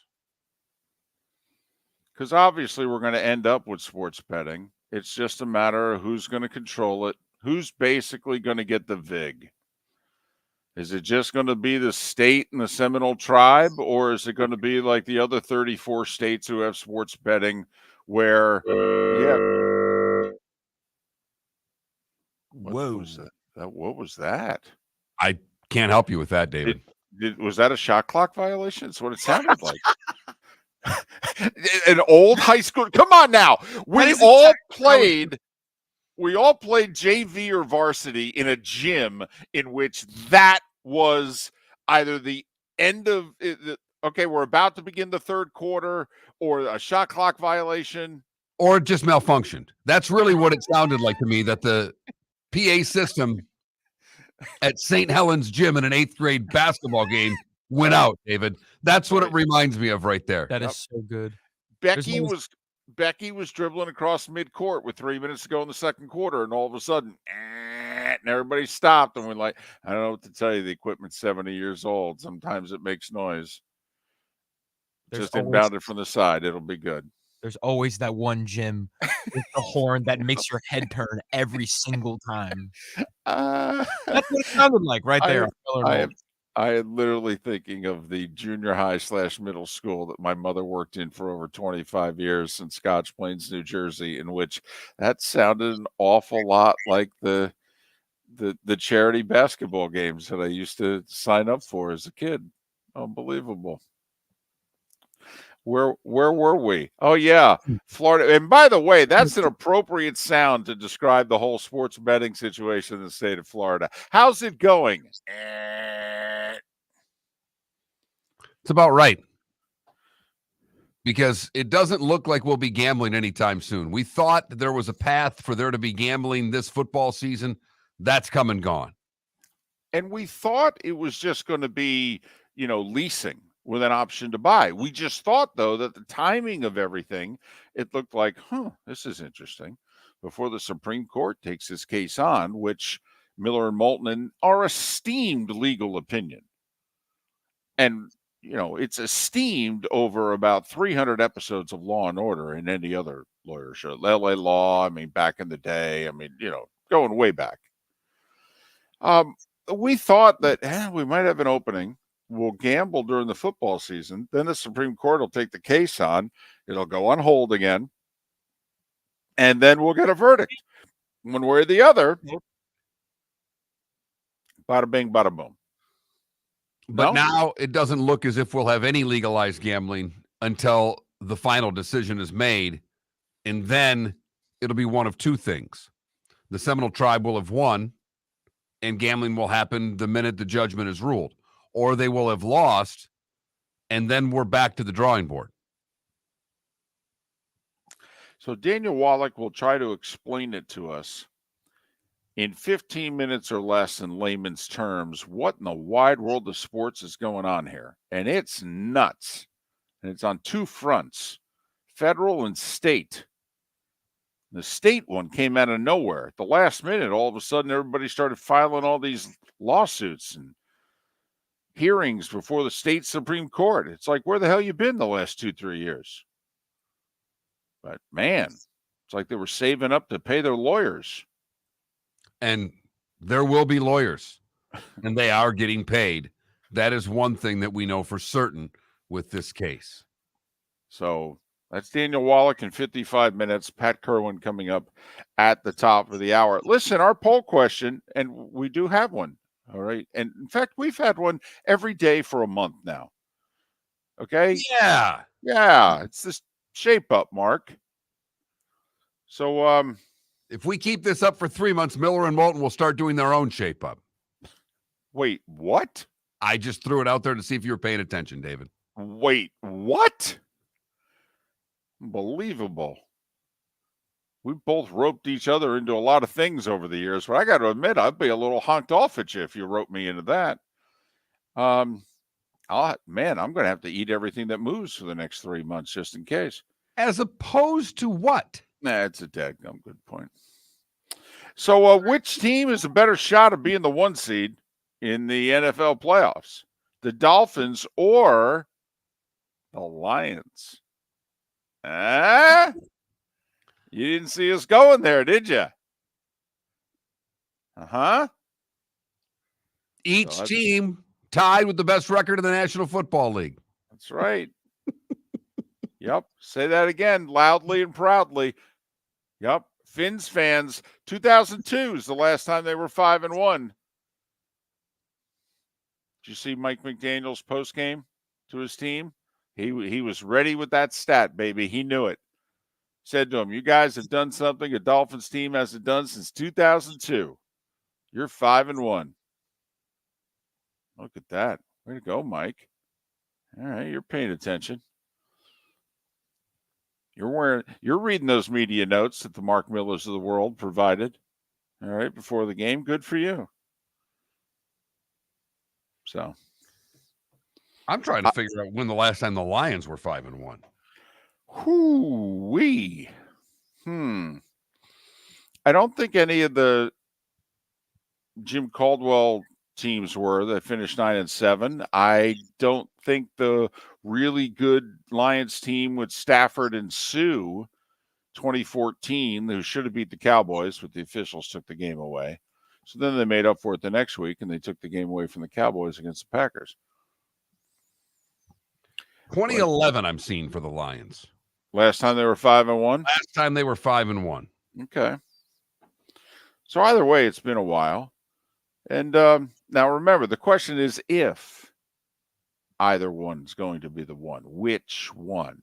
I know most of you going, hey, neither one of them are going to be the one seed. I mean, come on, they're the Dolphins and the Lions.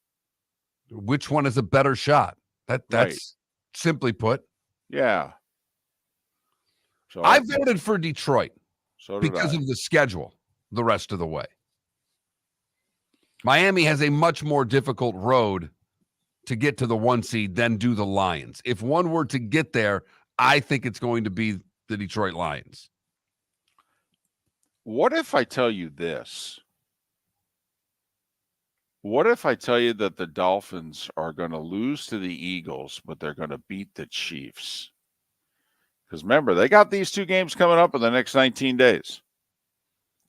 Sunday night in Philly, and I forget who they play in the next. And then they're in Germany to take on Mahomes and Travis and Taylor and company.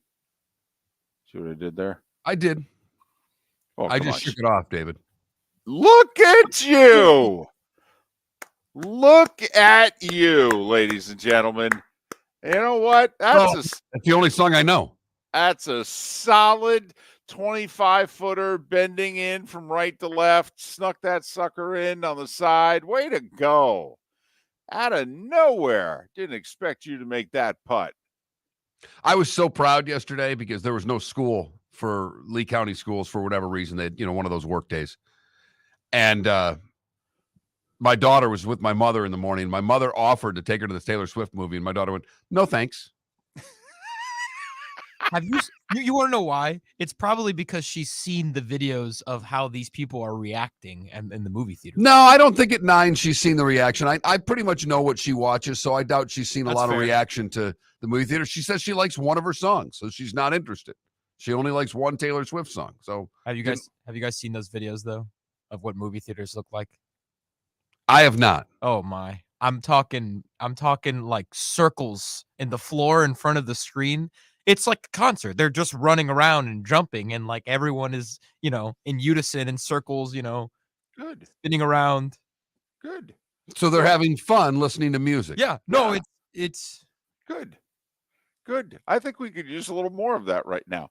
In fact, I think we should work a segment into the show in which we do it, which I know won't make for the best radio. I don't know how we bring that onto the radio, but you know what? I'm all for running around, jumping, and celebrating something these days, especially. Mark, what segment do you want to? We do play of the day, second segment, the 7 o'clock hour. I mean, Pat Kirwan may not like it. We were planning second segment of the 8 o'clock hour to talk all things football, but I don't know. How about we bring Pat on? We say, Pat, listen, the world needs a pick-me-up right now. We're all going to run around, jump up and down, and scream and dance a little bit. Right. It's our own end zone When are we going to have the end zone celebration portion of the show? Right. And David, I really thought, and I forgot to bring it up before the show today because I was looking at, how we were laid out in the show we have tomorrow, and we're encouraged the guest of talking about maybe bringing in your favorite segment to the 7:30 segment. Yes, no, maybe so. Oh. Or we could do that on Tuesday, and then Wednesday double down with, wait for it, David, pretender or contender. Oh, my goodness. And Mark always threatened we'd do this. What are we going to do on Thursdays? Dead or Canadian? Is that the segment you came up with you told me about? I laughed. Okay, Mark's like, we got to come back on the air. I'm like, I'm too busy rolling around on the floor laughing. Oh, boy. I don't think we'll have Pat joining us for our end zone celebration segment, but we may. I'll tell you what, there's a reason right there to go to twitch.tv/Miller and Moulton. We will have an end zone celebration right before the 8 o'clock hour every day. Mindless radio. I'm in. I like it. You'll just have to play the Taylor Swift song in your head, because if we put it on any of the mediums that we use to stream the show, they'll shut us down. Yeah, we'll get taken down immediately. Right. Oh my gosh, David, Did you catch the part in the broadcast last night where Troy Aikman made light to the fact that Jay-Z is his doppelganger? I don't know, David, were you working last night or did you catch that part of the broadcast? You know, you're part of the broadcast. Well, let's see. Did I catch that part of the broadcast? I thought it was hilarious. I know the answer is yes, but I just thought it was amazing because he does look like white Jay-Z. It's incredible. The internet has taken that by storm. Yeah, Troy was having a good time last night. Troy was they didn't have their normal. All right, we've got 3 minutes. I'll make this as quick as I can.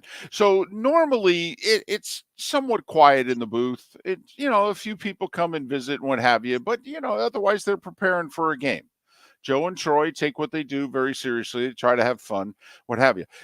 Troy had to go down on the field. He was down on the field for more than an hour. He did like 2 segments on ESPN while he was down there. He saw Jimmy Johnson and a few people. So Troy doesn't get back to the booth till 40 minutes before kickoff. That's pretty late.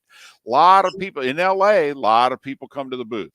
A lot of celebrities come to the booth. So Joe was entertaining people. And then about 15 minutes before the broadcast, Joe had a couple of people that he had left passes for. They show up. 10 minutes before the broadcast, Troy had left a couple passes for people. They show up. And then, I am not kidding, 5 minutes before they are going on the air, Bob Iger, the guy who runs Disney, all right, and Jimmy Pitaro, the guy who runs ESPN, they come walking into the booth. And so we literally got them to step to the side about 37 seconds before Joe and Troy had to go on and do the game. And so everything was just a little looser than normal last night. And I thought it carried over right into the first half because those two were pretty loose and they were busting each other's chops. And yes, when Troy went Jay-Z doppelganger, let me tell you, for those of us who have been with him for years in the booth, we were shocked, astonished, and laughing hysterically. Because we had talked about it. That had maybe come up at a production meeting before, and maybe we had put the pictures up on a screen, but we never thought it would make its way onto the air. And he was the one who did it. Right. Maybe it would come from someone else on the crew. Right. And Troy would get roped into it. But he went first person and jumped into the deep end, didn't he?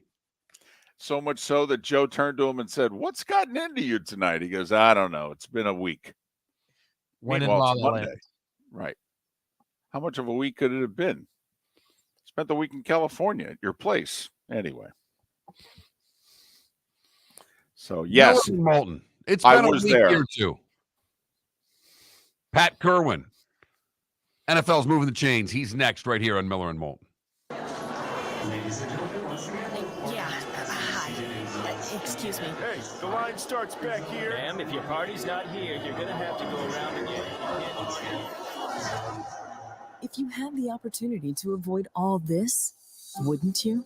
Salt Live is the official transportation provider of the Miller and Moulton Morning Show, making your trip to and from the airport seamless and stress-free. Salt Live is supported with the help of local partners like the Bayfront Inn. Gather your family and friends and enjoy a leisurely day on the water with a pontoon or deck boat. If you prefer to explore the waterways without a motor, the Bayfront has canoes, standboards, and kayaks. At the end of your journey, enjoy lunch or dinner at the Bamboo Tropical Bar and Grill. The Bayfront Inn, something for everyone on 5th Avenue in downtown Naples. BayfrontInNaples.com. When you need a ride, book with Salt Live Transportation, 308-8686, or book on saltlivetransportation.com. Visit Jason and Todd at the Diamond District. 20 years ago, Jason and I had the idea for a jewelry store like no other, with a vast selection of certified diamonds priced 8 to 12% over cost. A team of individuals who are educated, driven, and believe in cultivating relationships. Today, we have become one of the largest independent jewelry stores in the country. Todd and I love what we do and are in the store nearly every day, along with our GIA gemologists, master jewelers, custom designers, and non-commissioned diamond consultants, all of which we consider family. As direct diamond importers, we travel the world, forging relationships and sourcing diamonds. What we love most about our business is that we can call Southwest Florida our home. If selection, value, and comfort are important to you, give the Diamond District an opportunity. You won't find a better diamond buying experience. Todd and I look forward to shaking your hand and welcoming you to our Diamond District family. At the Diamond District. Hello, friends and family of Southwest Florida. Are you looking to tap into the electric vehicle market? Well, look no further, because we here at Southwest Florida Golf Carts have just what you need. E-bikes, golf carts, LSVs, scooters, and more. Come down and talk with one of our experienced sales reps, have a soda and a smile, and you could be cruising the streets in your new EV today. Stop by the store or visit our website at flgolfcarts.com and enter for a chance to win $100 off your next purchase by answering John's monthly sports question. The law firm of Michael F. Hornung has successfully represented the citizens of Southwest Florida for over 30 years. As a former prosecutor, the information I know is information you need to know. If you've been arrested for a DUI, a criminal matter, or involved in an auto accident, call the law firm of Michael F. Hornung. I'm a local attorney with local knowledge to assist you through the process. For a free consultation, call 239-437-0095. That's 239-437-0095. Offices in Fort Worth. You are listening to Miller and Moulton on the Florida Sports Network.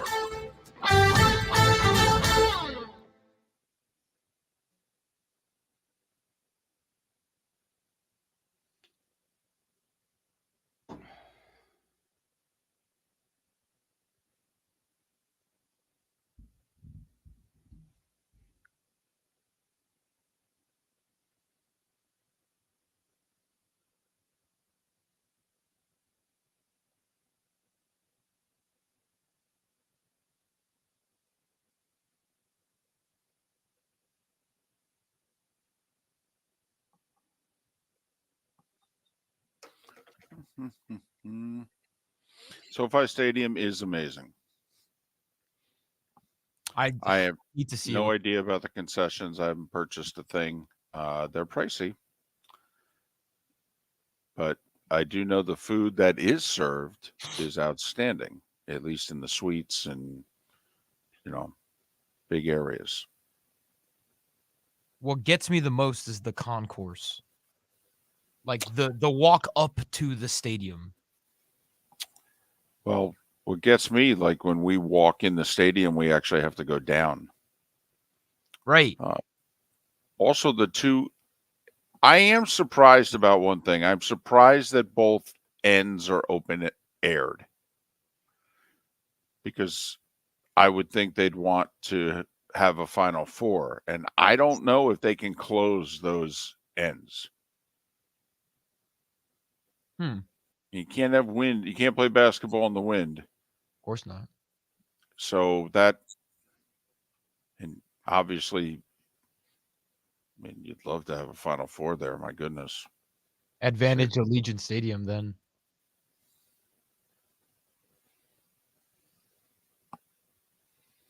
Because Allegiant Stadium doesn't have any openings, does it? We don't have a pat yet.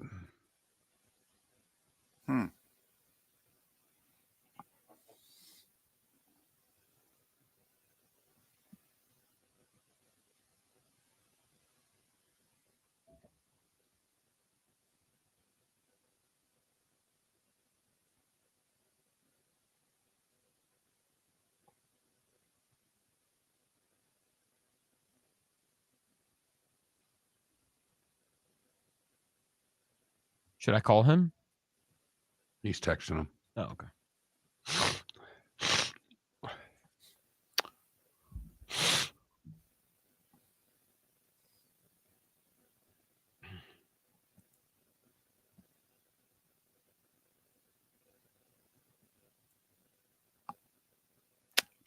He'll be on in 2 minutes. All right.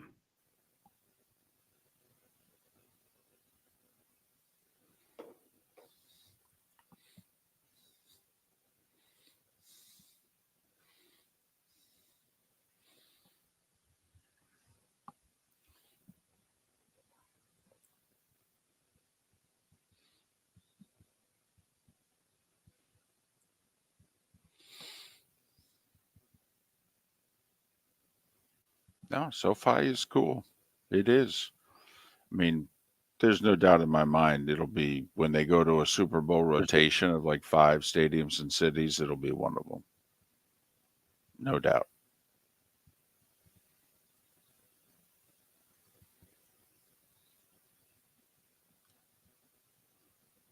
$15 seconds. Hey, did that British Open guy, did he do it this year or no? No, he hasn't done it since 2015. Gotcha. Here we go.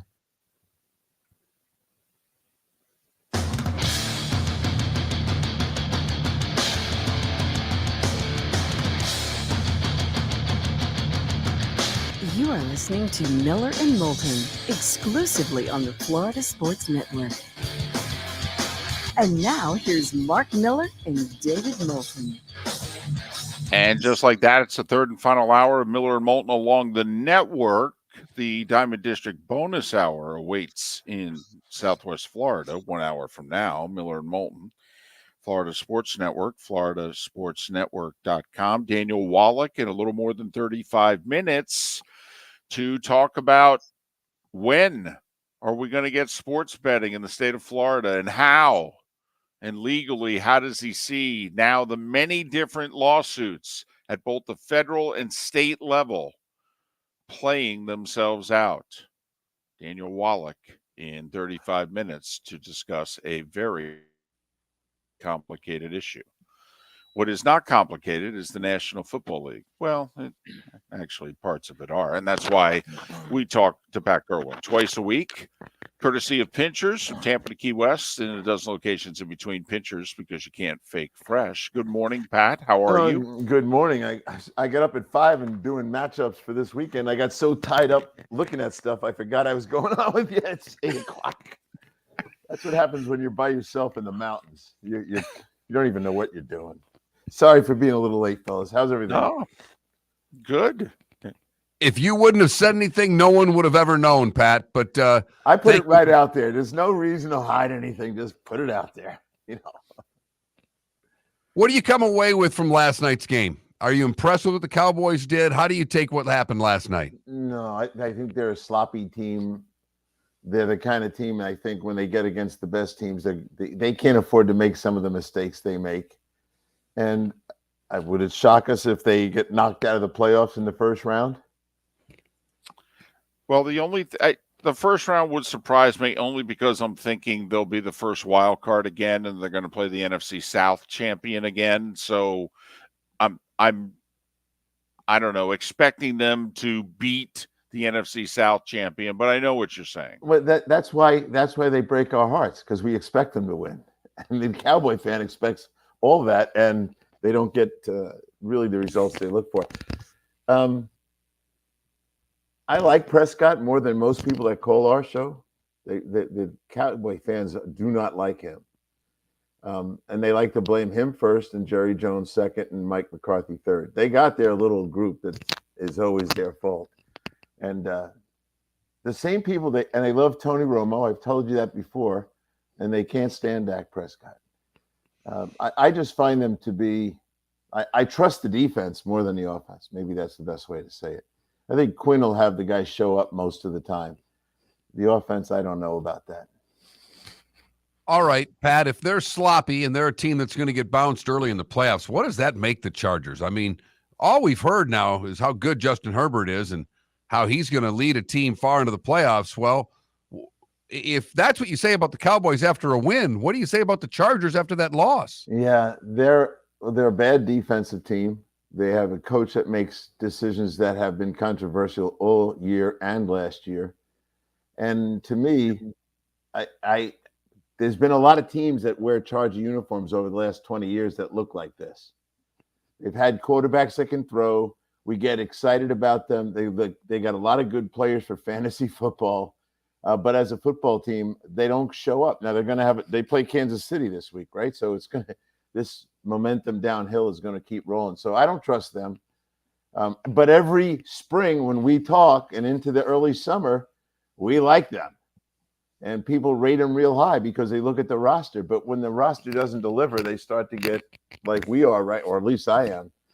Do you trust them to make the play? I don't trust them to make the playoffs. Pat, what are we to make of the fact that Justin Herbert's career one-loss record, I believe, is now 500. And is the one-loss record a quarterback stat? Well, it is for us, but passing yards and touchdowns, and he is an extremely talented thrower of the football. So he gets a pass on a lot of things because when you put him up talent-wise, not production-wise, but talent-wise against the other quarterbacks in this league, go right down the list. This guy or Herbert, this guy or Herbert. You know, how many guys would you say, no, I'll take the other guy? 3, 4? So it's his talent is clear and obvious, but his football team's not very good. Well, but Pat, you mentioned a quarterback earlier in this discussion. I mean, the similarities to me between Justin Herbert and Tony Romo are there, except that one was taken 6th overall in the draft and the other was an undrafted free agent. But, Romo won 2 playoff games his whole career. There weren't 5 quarterbacks in the league more talented than Tony during most of his time in the league, but his teams didn't win. Right. And so the perception of him, I don't think he had the arm talent of Justin Herbert, by the way. That's just me.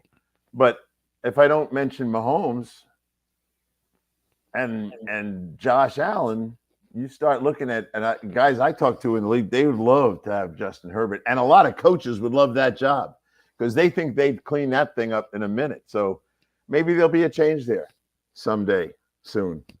And things will be different.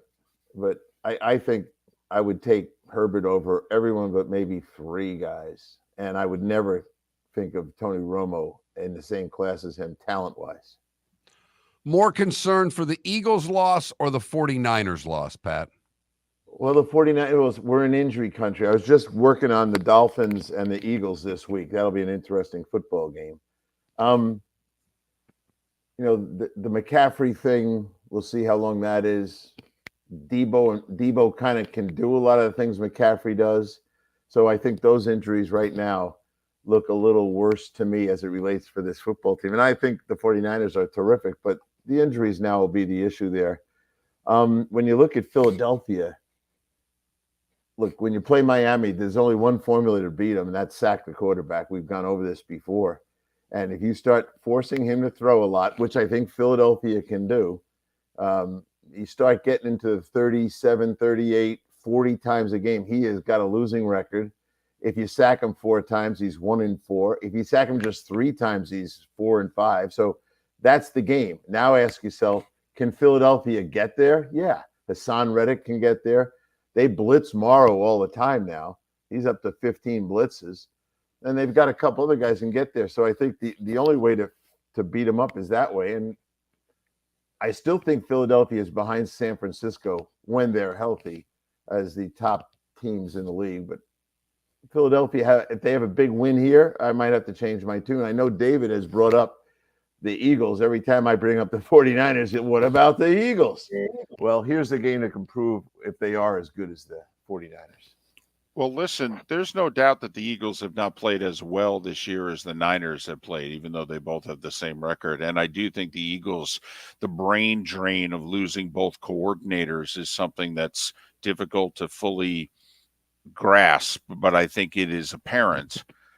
But, Pat, the team that beat them Sunday, Robert Saleh said something, I don't know if he said it after the game Sunday or if he said it yesterday, but when he said, take a look at the quarterbacks that we've faced to start this season, and we've dismantled them all.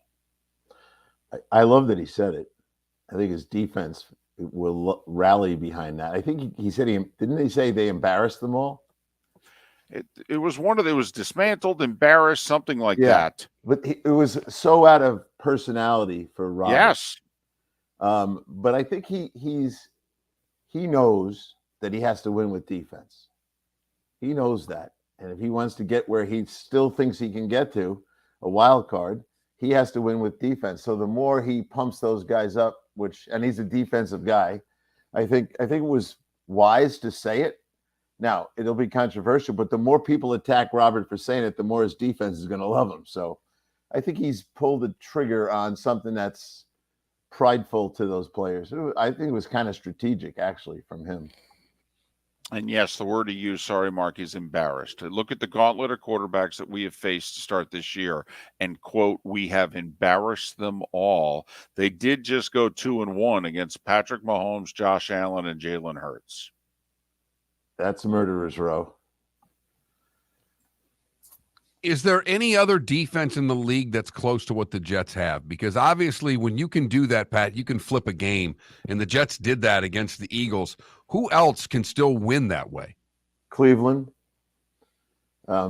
Cleveland, and I talked to a couple of their secondary guys, one of them yesterday. They are good in the back end now, and they can take receivers away, and they got a big-time pass rusher who they move around. They're pretty good inside now. They're playing better that way. Jimmy Schwartz is going to get a head coaching job out of this deal. But if you look at those guys and just say, well, how good are they? You start realizing they're number one in yards given up, number one in first downs given up, number one in passing yards, number one in points. So to answer your question, Mark, that's the team that can still do it and do it with a backup quarterback. So what did we learn this past week? It's still old school, but you can win with defense. The Jets and the Browns. They're both playing with backup quarterbacks, and they both beat the top two teams in the league. But I think also we saw that if you're the top teams in the league, that's the type of formula that you can't show up with your C game. And both the Eagles and Niners did. They both missed kicks. You could certainly question the coaching decisions that the Eagles made late in that game. I mean, that's what we talk about, Pat. It's difficult over 18 weeks and 17 games. The Niners had not shown up with anything less than a B-plus effort so far this year. Well, they showed up with a C-plus game and got beat. I agree with that. And I also think that in 49er country maybe Philly as well, they win so much. I mean, I'm just going to go right to the rookie kicker for San Francisco. Has he had to take one kick under that kind of pressure, game on the line? No. Right? They've been rolling along. And so now, and you're a golfer, Mark, but you know what? We can all put on the practice green and make a bunch of putts, but put $50 on it, and that putting hole gets a lot smaller. So I think that kid looked to me like, whoa, this is a different kick. I have to do this to win the game. And it was a little tighter. And I also think they got in Purdy's face. There was a lot of vision taken away from him. People were coming right in his face. So it's different. So I thought sometimes you have to battle. Shannon Sharp, my favorite quote, and I've done it on this show before. Shannon Sharp said the best thing that happened to him in that season that was going to be undefeated was the loss to the Giants. It straightened them out. This will straighten out the other two teams, 49ers and Philly. And the Niners kicker had those opportunities in college and converted, couldn't do it on Sunday. We'll see how that affects him. And obviously the Eagles play the Dolphins. We'll see what happens this week with them. More with Pat Kirwan coming up on the other side. Pat Kirwan joins us each week, brought to you by Pinchers. Pinchers with locations from Tampa to Key West. Pinchers, where you cannot fake fresh. More with Pat Kirwan on the other side. Hello, friends and family of Southwest Florida. Are you looking to tap into the electric vehicle market? Well, look no further, because we here at Southwest Florida Golf Carts have just what you need. E-bikes, golf carts, LSVs, scooters, and more. Come down and talk with one of our experienced sales reps, have a soda and a smile, and you could be cruising the streets in your new EV today. Stop by the store or visit our website at flgolfcarts.com and enter for a chance to win $100 off your next purchase by answering John's monthly sports question. Visit Jason and Todd at the Diamond District. 20 years ago, Jason and I had the idea for a jewelry store like no other, with a vast selection of certified diamonds priced 8 to 12% over cost. A team of individuals who are educated, driven, and believe in cultivating relationships. Today, we have become one of the largest independent jewelry stores in the country. Todd and I love what we do and are in the store nearly every day, along with our GIA gemologists, master jewelers, custom designers, and non-commissioned diamond consultants, all of which we consider family. As direct diamond importers, we travel the world, forging relationships and sourcing diamonds. What we love most about our business is that we can call Southwest Florida our home. If selection, value, and comfort are important to you, give the Diamond District an opportunity. You won't find a better diamond buying experience. Todd and I look forward to shaking your hand and welcoming you to our Diamond District family. At the Diamond District. The law firm of Michael F. Hornung has successfully represented the citizens of Southwest Florida for over 30 years. As a former prosecutor, the information I know is information you need to know. If you've been arrested for a DUI, a criminal matter, or involved in an auto accident, call the law firm of Michael F. Hornung. I'm a local attorney with local knowledge to assist you through the process. For a free consultation, call 239-437-0095. That's 239-437-0095. Offices informed. You were listening to Miller and Moulton on the Florida Sports Network.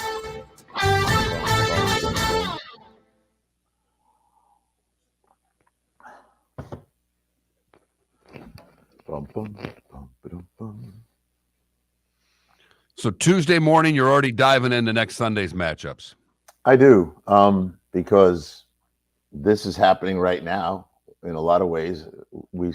I don't need to go pick a game right now. I'll pick them on Saturday. Yeah, but I want to get into a lot of stuff like Baltimore. That was my first thing this morning. When you look at Baltimore, and this is the kind of stuff I like to do. Who have they faced? Well, here they are. Stroud in his first game ever. Then they get an injured Burrow. Remember when he couldn't move? Right.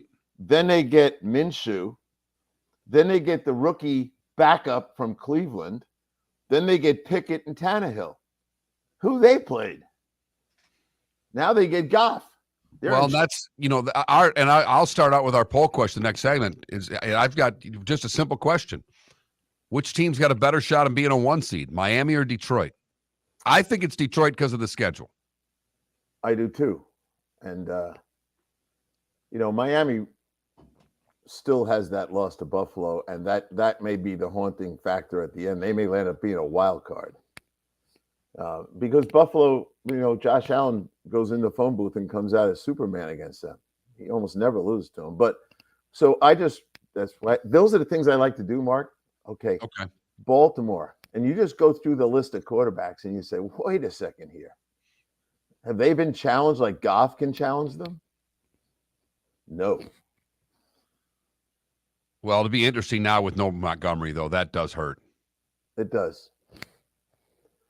Gibbs is going to have to come back and play. Although that block that Reynolds kid threw that's one of the best blocks I've seen this year. He's an unsung hero of that team.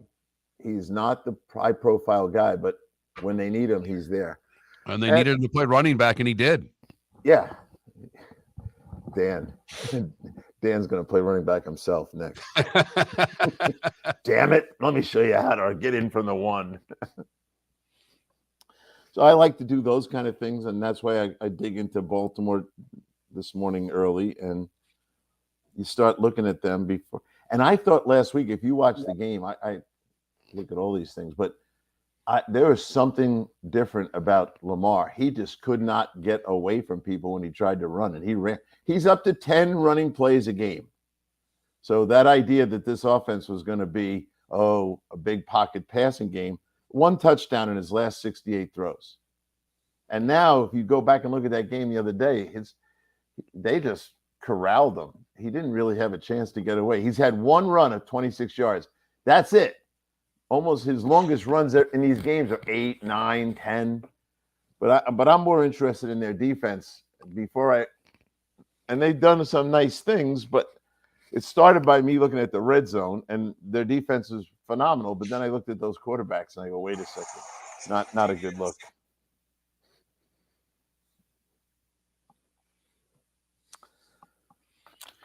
Tell you what, though, Pat, Ravens, they really should be undefeated.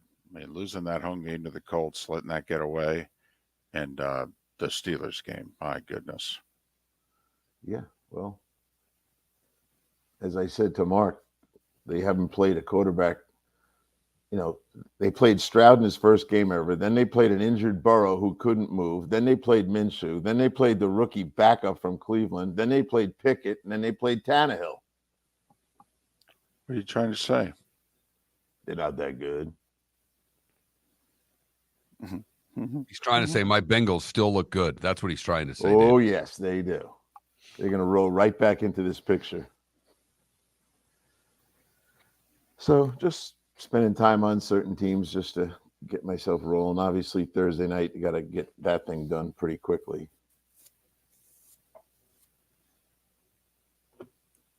You know, they just ask yourself, why are they on a? That's how I look at things. Why are they on a 3-game winning streak? And it's easy to just, and everyone says, "Oh, it's the quarterback." I know he's doing fine. They forced 9 turnovers. Their defense has been playing great. Yeah, 9 turnovers, and they they stuffed the run.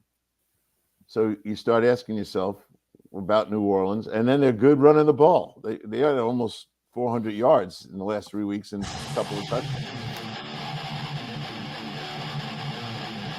You're listening to Miller and Moulton, exclusively on the Florida Sports Network. 21 minutes past the hour. Daniel Wallach in a little more than 15 minutes time to explain, if he can, where we are with Florida and sports betting and the legalization of it. But Pat Kirwan joins us for the remaining moments, courtesy of Pinchers, Tampa to Key West, a dozen locations in between Pinchers because you can't fake fresh. You can listen to Pat Monday through Friday, NFL Radio, Moving the Chains is the show, 3 to 7 on weekdays and 2 to 5 during the season on Saturdays. Pat, we've got like 8 3-3 teams. Okay, obviously, we have no idea what direction they're going to go. They could all stay Midland and be around 8-9 wins, or 1 or 2 of them are going to get on a roll here and get to double-digit wins. Curious your thoughts on any of the 3-3 teams. I'll go through fast. New Orleans, I have some doubts about them, especially about Carr. 5 touchdowns all year, so their division says they're going to hang around and maybe win it, but that might be by default. That's one right there. The Raiders, forget them as a 3-3 team. Indianapolis, no way, is a 3-3 team. Washington, I'm going to give the red badge of courage to Hal. I mean, that guy is one tough customer. Phil Simms called him Billy Kilmer with a better arm. And, you know, you get sacked all those times, 34 sacks, and you're still able to win 3 games. It's kind of amazing. So I like them, but I don't think in their division they got a chance. The Rams, we talk about them every week. Danger, danger. Atlanta, because of the division, just like the Saints, they'll hang around this. So I think Tampa Bay might be better than both of them. So those are the 3-3 teams that I feel like I can react to pretty quickly here. Do I like any of the teams with less wins than that? Maybe that's a harder question to answer. I don't think Cleveland's going to lose this week to Indy, so they're not going to be a 3-3 team. They'll be a 4-2 team.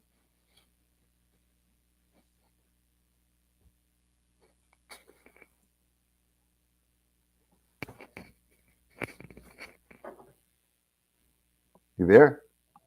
I don't hear Mark. I got you, David. You All hear right, me? Dave, because the producer didn't hit the right button. So here I am.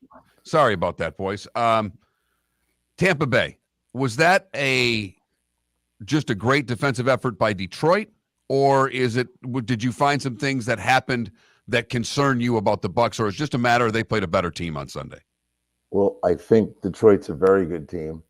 Sooner or later, we're going to have to discuss them as it relates to the 49ers and Eagles. No one's ready to do that, but we might have to soon. They played very good on defense, and I think, Baker is not a complete player. He has his moments, and that moment last week, a little bit like the old days when we didn't like him. But he's going to have those kind of games, and I think Detroit, how long is it going to take us to put them in the top class? I think it's this Sunday, and I mean it. I think if they go to Baltimore and win Sunday, I think it changes. I really do. The Ravens with Lamar over the last 5-6 years are a winning team. They're like one of the top 5-6 winning teams in the league in Lamar Jackson's career. If they go in as a road dog into Baltimore and beat the Ravens to go to 6-1, you then combine that with the games that follow on their schedule, Pat. Okay, and I actually think the Lions will enter the conversation. Well, I'm glad to hear that because I think they deserve that. And if you just study them, Goff is really, really playing well. That they can rush the passer. They've got receivers So there's a lot going on there that I like. The freshman, the rookie tight end, like him a lot. So I'm ready to put him in there. And their offensive line, I think every spring when we break these down, we always kind of said, well, Detroit has the best line. So they're good up front. They can rush the passer. There's a lot to like. And they're a good road team. And here goes. On the road in Baltimore, tough pace to play. They're 7-1 on the road. The last 8 times they hit the bus or the plane. So like them. And this year on the road, they're pretty darn good too. And stingy giving up points. So I think you're right, David. This is the line of demarcation for them.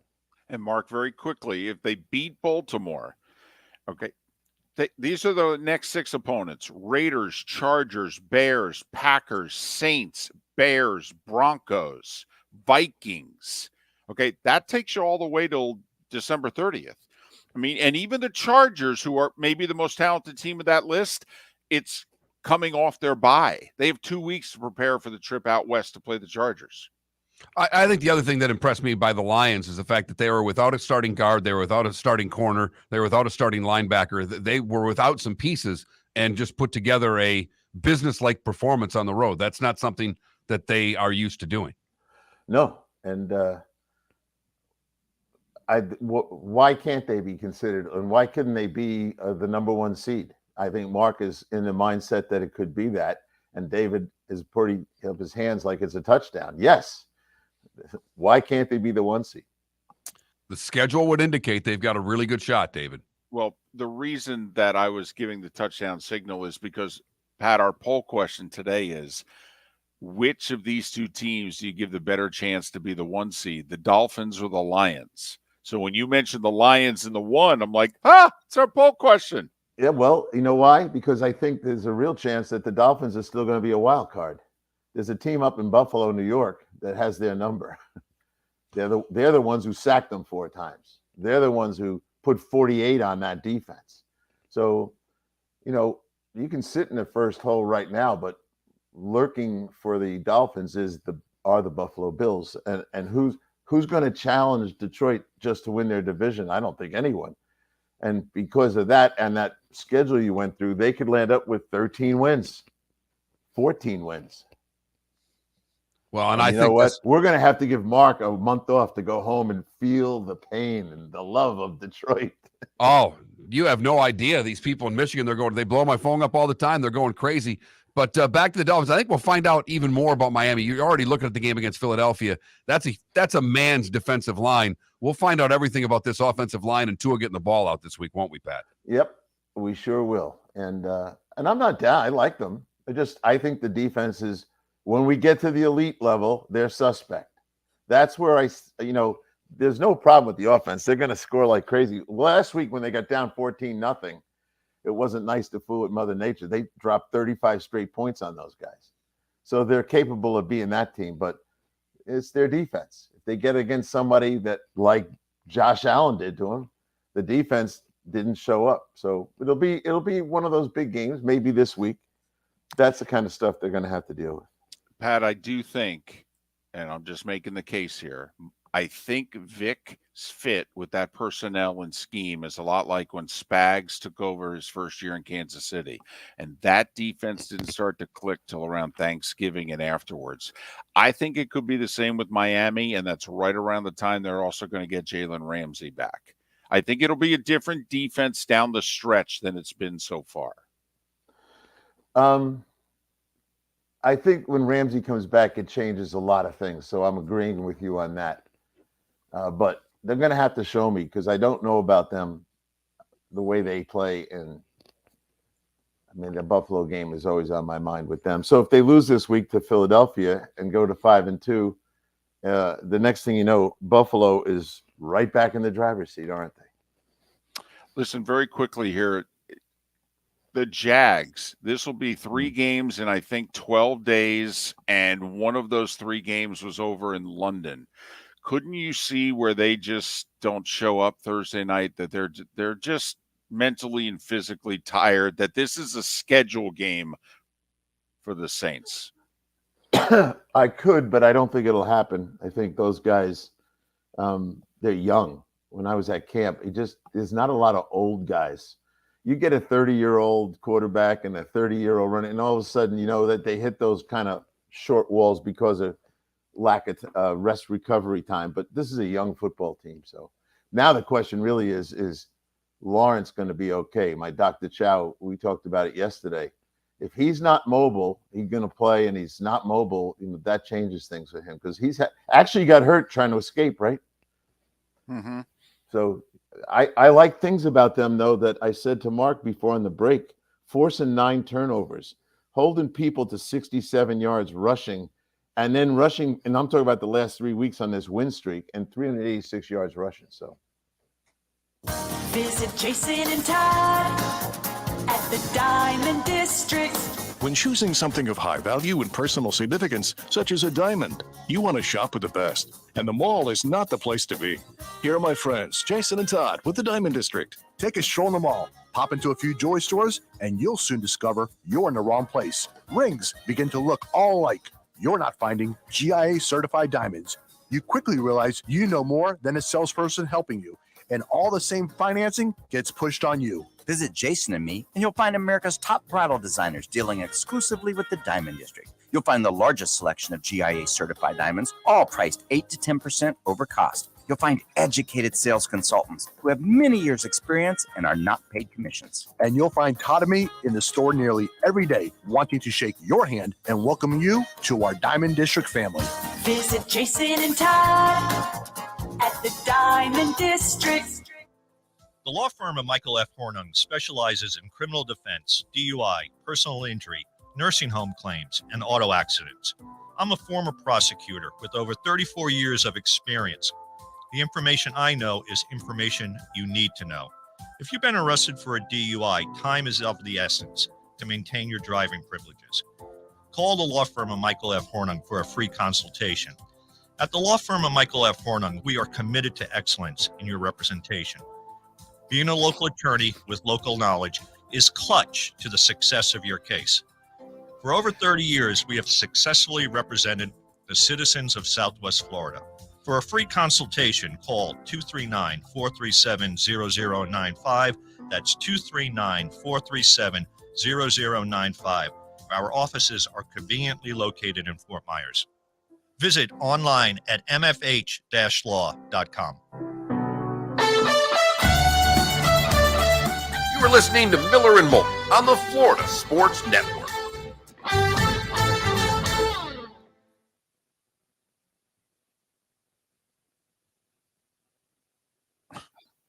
I sent Pat a text, saying, hey, thanks for coming on.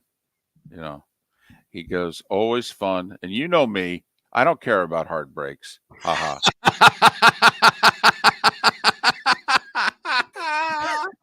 And it's so true because they've got a 30-second music trailer heading into their hard top of the hour break. And so once the music plays, you've got 30 seconds. Pat will just talk right through it. Right through it.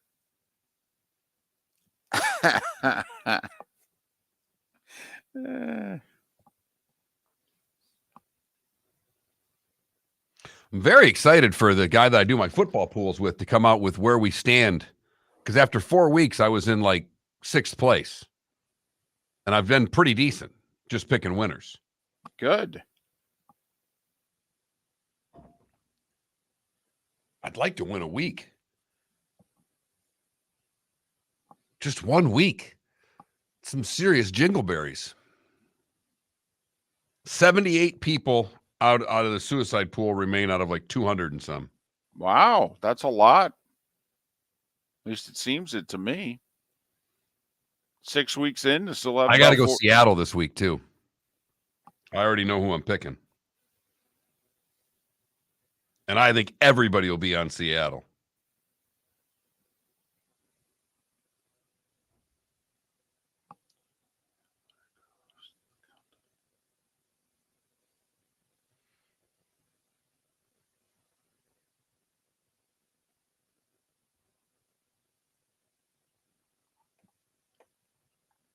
Second biggest number on the board. The Bills are the biggest number at New England.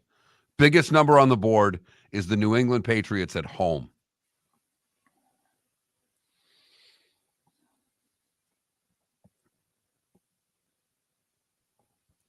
I really need to restart this computer because it's running really slowly, but I'm not going to do it during the show. Right. Because it'll take a whole segment. It may not come back on. No. No, it may take till Wednesday. The only good thing, Mark, is that computer is not used anymore. Right. That computer needs some therapy. No, the computer needs to be thrown out and be replaced. Needs to be sent to a rage room where it can be smashed by crowbars and axes. You know, that text I sent you early in the evening yesterday, it would have been nice to have gotten a response from the other person on that text. Yeah.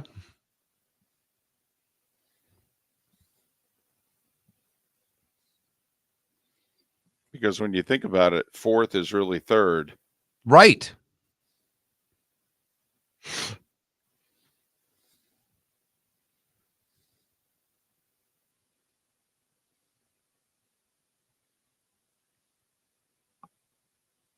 Sixth TSL, by the way.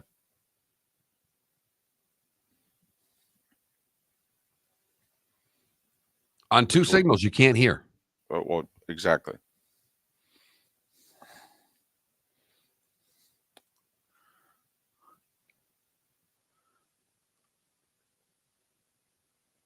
I mean, 98.1 doesn't come in that well at Corkscrew.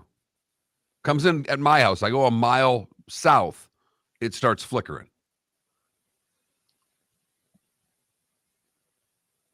Because now I have to listen. Can't help it. How bad? Oh.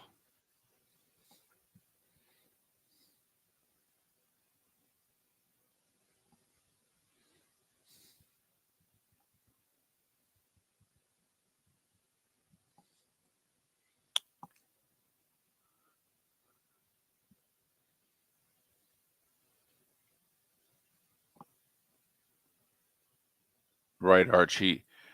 You got to get our guest here, Felipe. Yeah, he was sweating that one out. And by sweating it out, I mean he was sound asleep. And he woke up and went, 14-9, late fourth. This ain't good.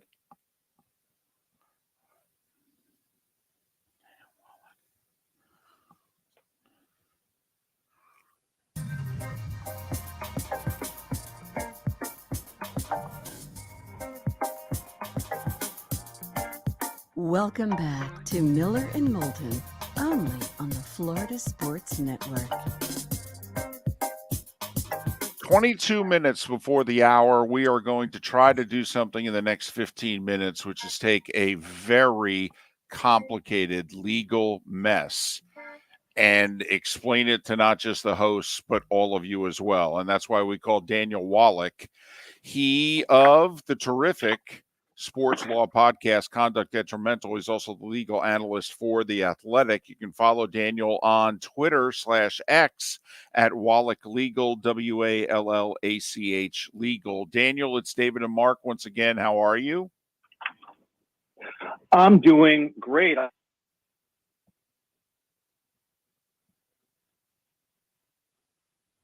Having a little problem there with Daniel's connection. We hooked up to him via phone, and the sport.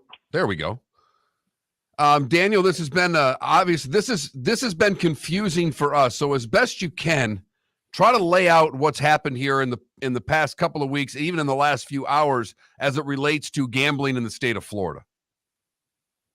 Yeah, sure. The Seminole Tribe prevailed on the appeal before the D.C. Circuit Federal Court of Appeals, and in the subsequent 3 months, there has been just post-decision practice over whether there should be a rehearing, whether there should be a stay to allow Wes Flagler to take this case to the United States Supreme Court. So we're currently in the midst of that process, in that right now the case is currently pending before two different Supreme Courts.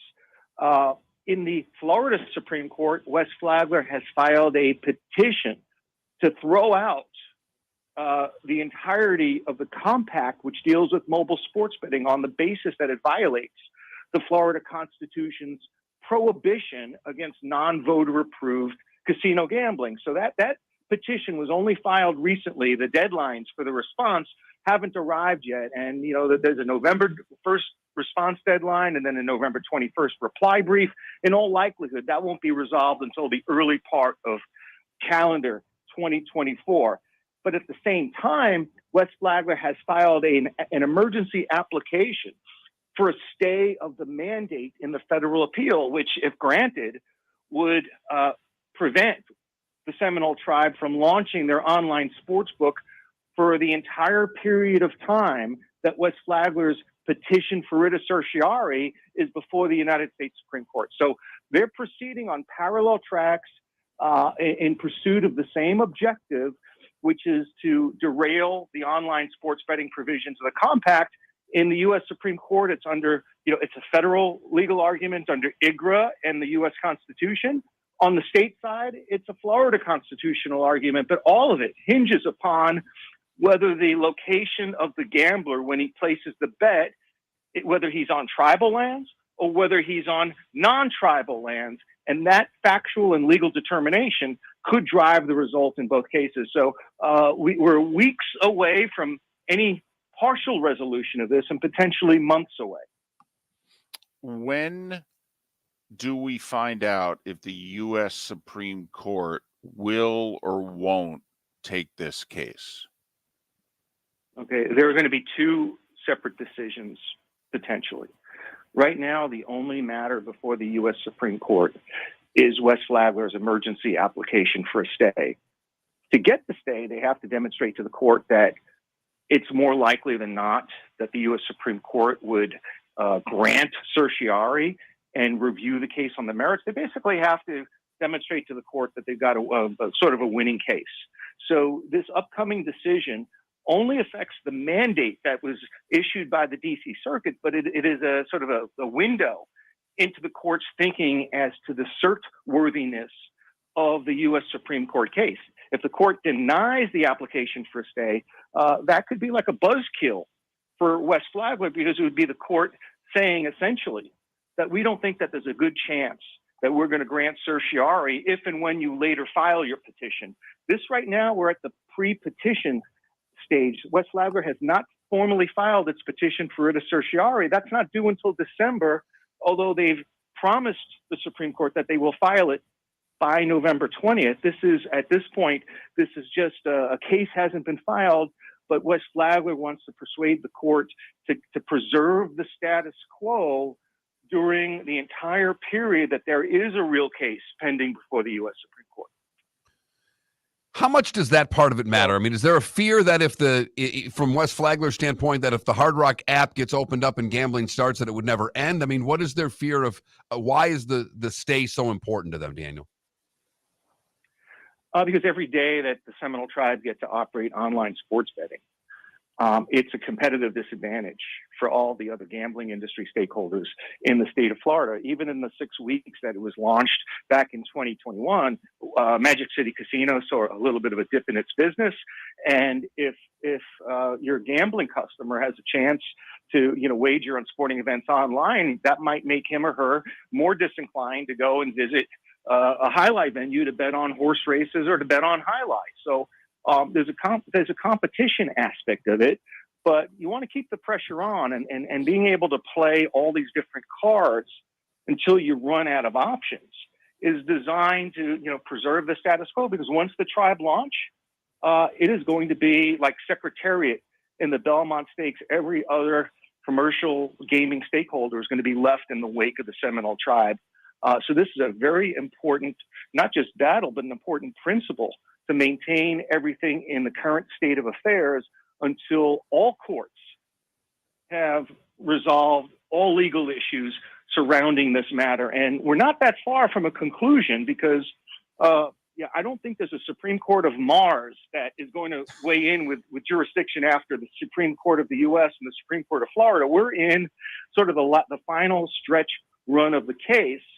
And if it goes the Seminole Tribe's way, either because the Florida Supreme Court denies the petition and denies the writ of certiorari, we're going to know the outcome of that in the first quarter of 2024. So we're not talking about an interminable wait here. It only becomes a long wait if the U.S. Supreme Court grants cert, in which case then it's 2025 at the earliest, or if the Florida Supreme Court sides with West Flagler and grants that writ of quo warranto against Governor DeSantis.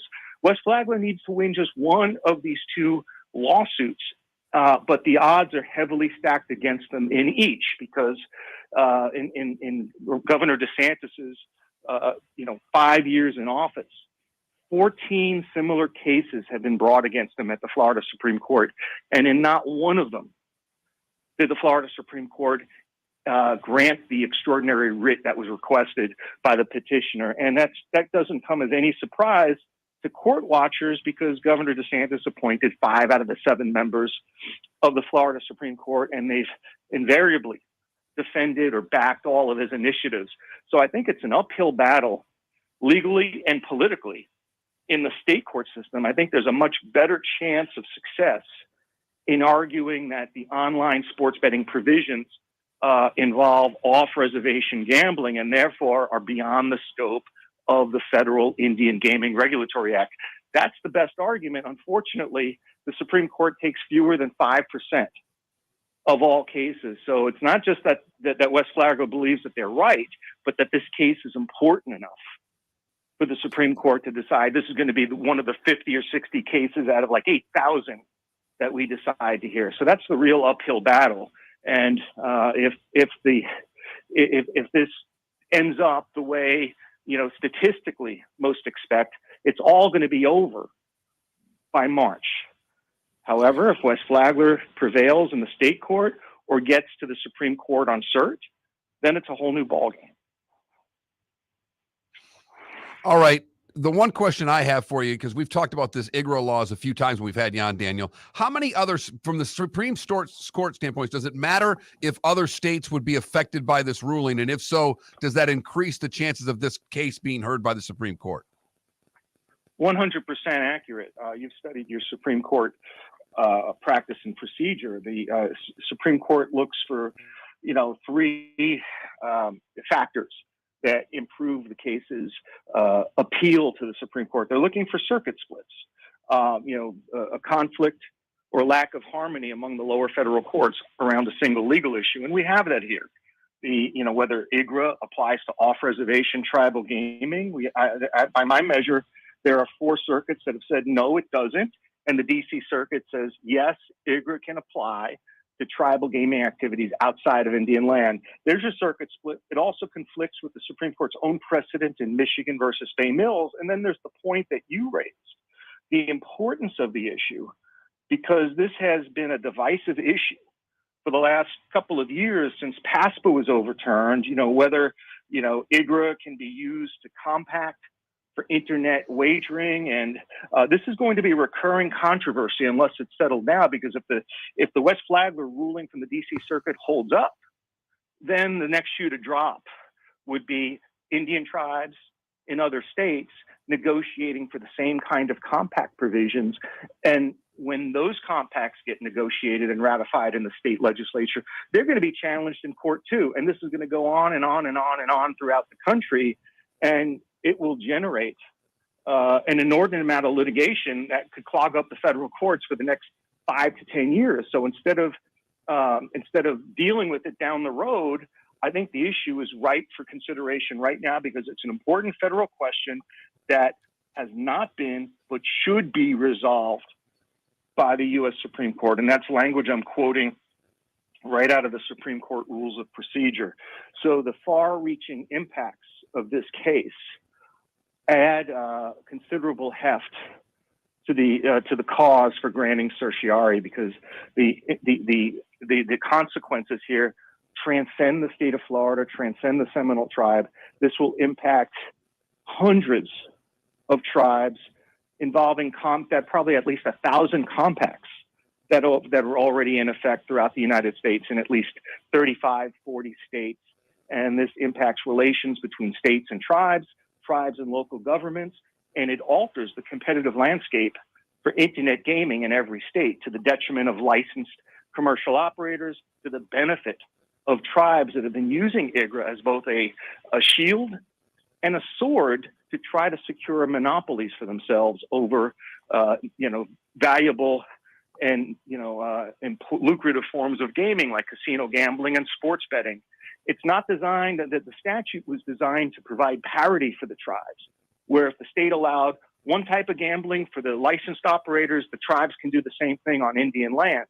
What's happened in the last 5 years is that aim of the federal law has been turned upside down and instead has been used as a mechanism by which tribes can exclude all other stakeholders from internet-based gambling. And it's happened in Florida, and tribes in other states like Minnesota, Maine, California are trying to accomplish the same thing. And I don't blame them for trying, because that's the nature of the beast. It's competition.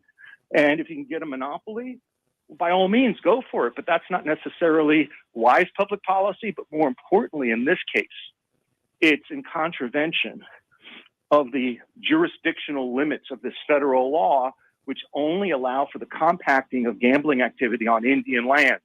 And all these mobile bets, they're unquestionably initiated outside of Indian lands, and no amount of magic hocus pocus language in a compact can deem something to be that is not in reality what they claim it is. And if you're outside of Indian lands, if you're in Key West, if you're in Jacksonville, if you're in Naples, no amount of wordsmithing can make your home, can make your car, can make your non-Indian lands location, cannot transform it into making a bet on Indian lands when all the decision-making around the bet, whether to bet, how much to bet, that is being made from your smartphone. It's not being made on Indian lands. The Indian lands aspect of it is just the processing of the bet downstream. It's not the gambling activity.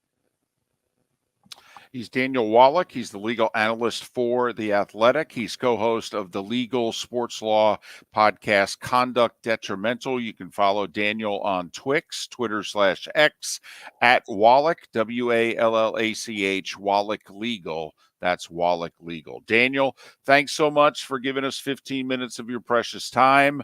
All the best to you and your family. Stay safe, and hopefully we can talk again before the end of the year. That would look forward to that. Thank you for having me on, and I hope I didn't overcomplicate it too much. Until next time, I'll talk to you guys. I'm sure there'll be a next time. So thank you again.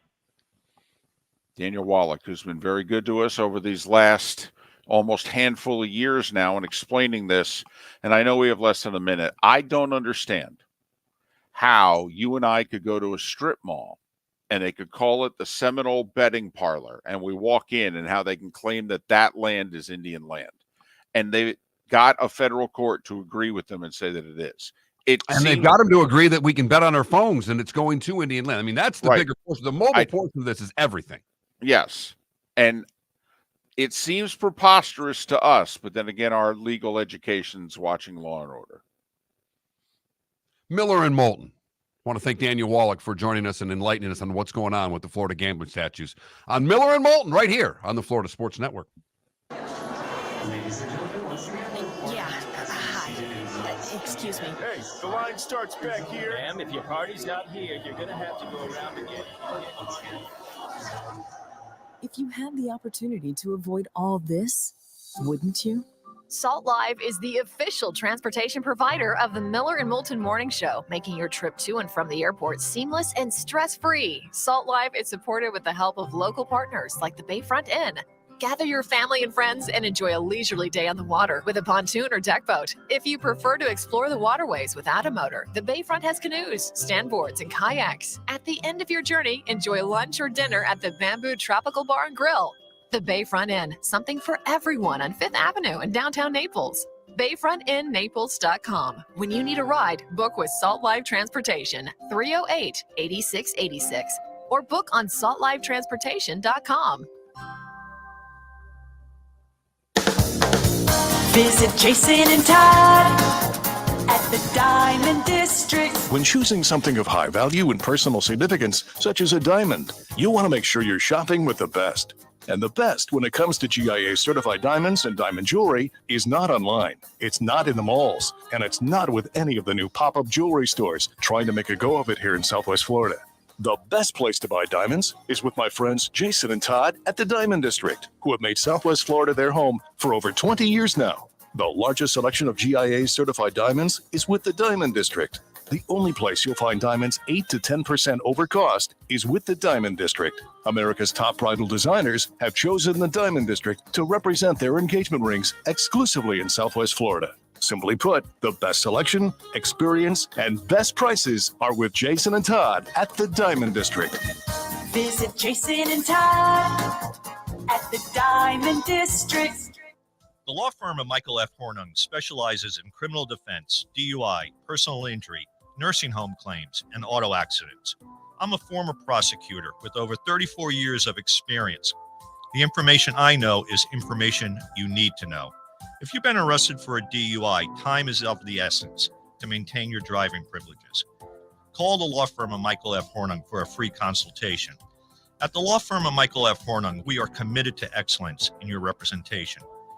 Being a local attorney with local knowledge is clutch to the success of your case. For over 30 years, we have successfully represented the citizens of Southwest Florida. For a free consultation, call 239-437-0095. That's 239-437-0095. Our offices are conveniently located in Fort Myers. Visit online at mfh-law.com. You are listening to Miller and Moulton on the Florida Sports Network.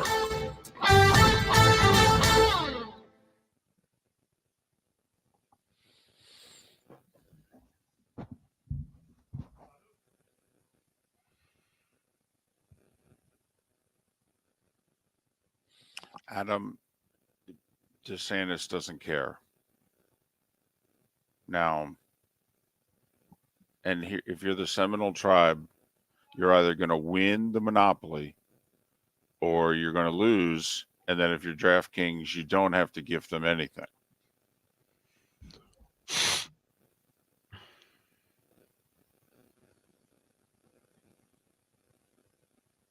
I mean, right? Isn't it that either the Seminole tribe is going to win the whole enchilada, and there's only going to be one way to bet in this state, or they're going to lose, and our state will look like all the others.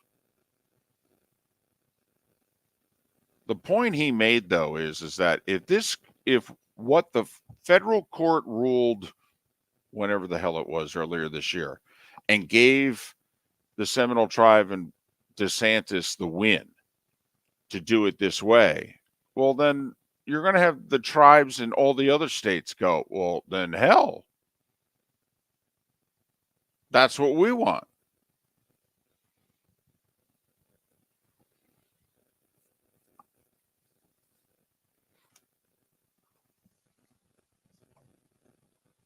Which is why I think at the very least the Supreme Court's going to take the case. Well, that was the question when you popped out that I asked him was, based on the IGRA laws around the country, does that increase the chances of the Supreme Court taking the case? And he went on a 3.5-minute answer.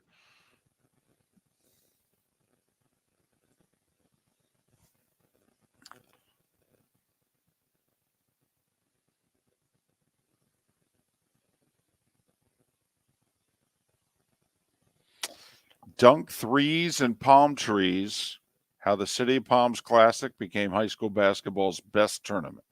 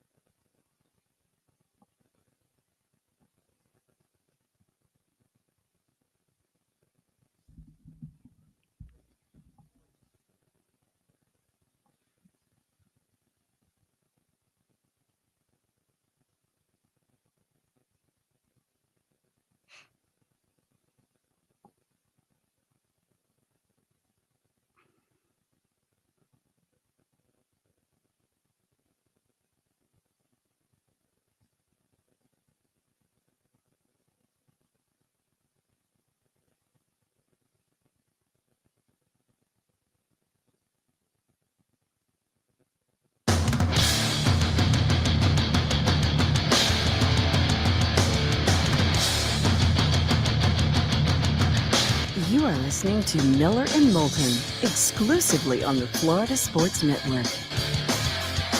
And now, here's Mark Miller and David Moulton.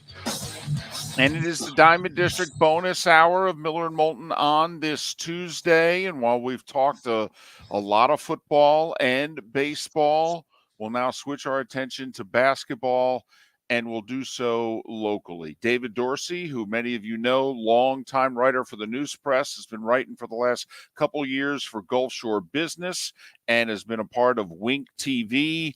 He has authored a book, and it is simply titled Dunk Threes and Palm Trees, How the City of Palms Classic Became High School Basketball's Best Tournament. And it is available for purchase today on Amazon and other places. You can follow David on Twix, Twitter/X, at David, the letter A, Dorsey. David A, Dorsey.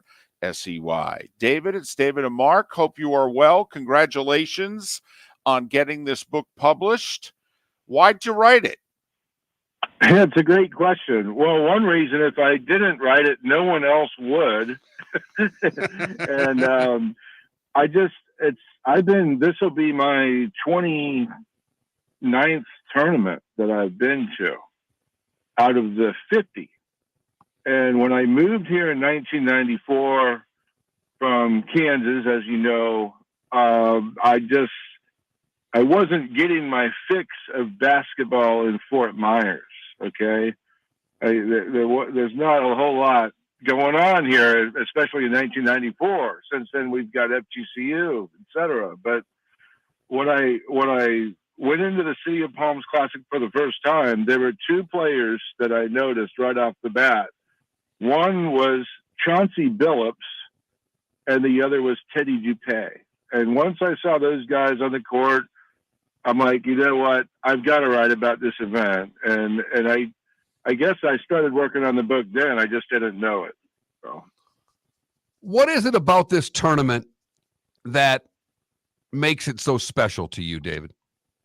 Well, there's two things. Number one, the talent that they bring in. Okay, they've been 200 McDonald's All-Americans and even more NBA players, 120 first-round draft picks, and now we're getting the double digits of number one overall and number two overall picks now. Okay, that's the one thing. The number two is, you know, the title of the book is Dunks, Threes, and Palm Trees, right? So it's the people that live around the palm trees that make it special. It's the community here.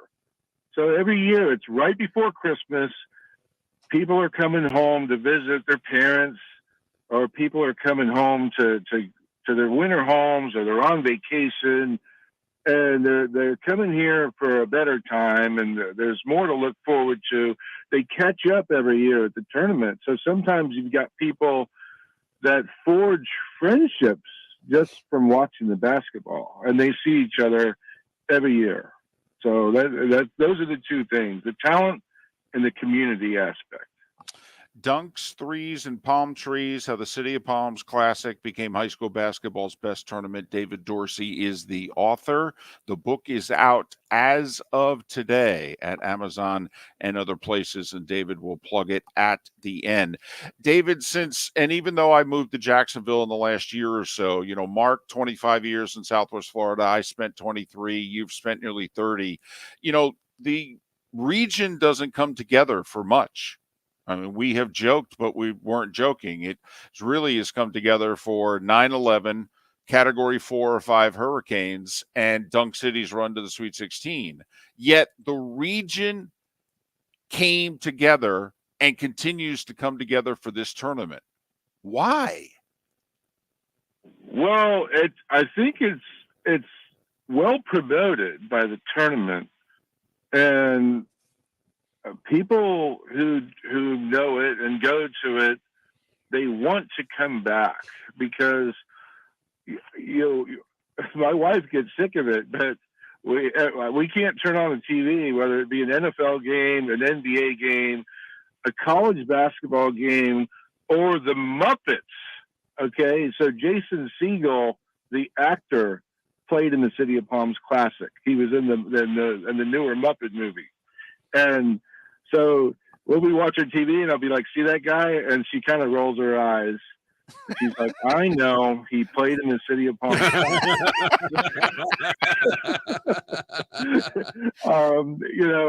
Deion Sanders played in it, and I've got a chapter in the book called Prime Time that just gets into all the football stars that have played in it. Dante Culpepper, Javon Curse, Ricky Jackson. He's a Pro Football Hall of Famer, and I didn't even realize Ricky Jackson played in the tournament until when I was working on the book, and I realized it. But Ricky Jackson was part of the old Dome Patrol defense with the Saints, and he was the first Pro Football Hall of Famer to have played in the tournament, which was really interesting to me. David, the first time I went to the tournament, it was still at Bishop Verreau, and I'm a Catholic high school graduate. So when I walked in, it was the first time in all my years down here that I felt like I was home again. I was worried when they moved it to FSW and thought it would lose a little bit of that home appeal. It hasn't. How did they pull that off? Well, Donnie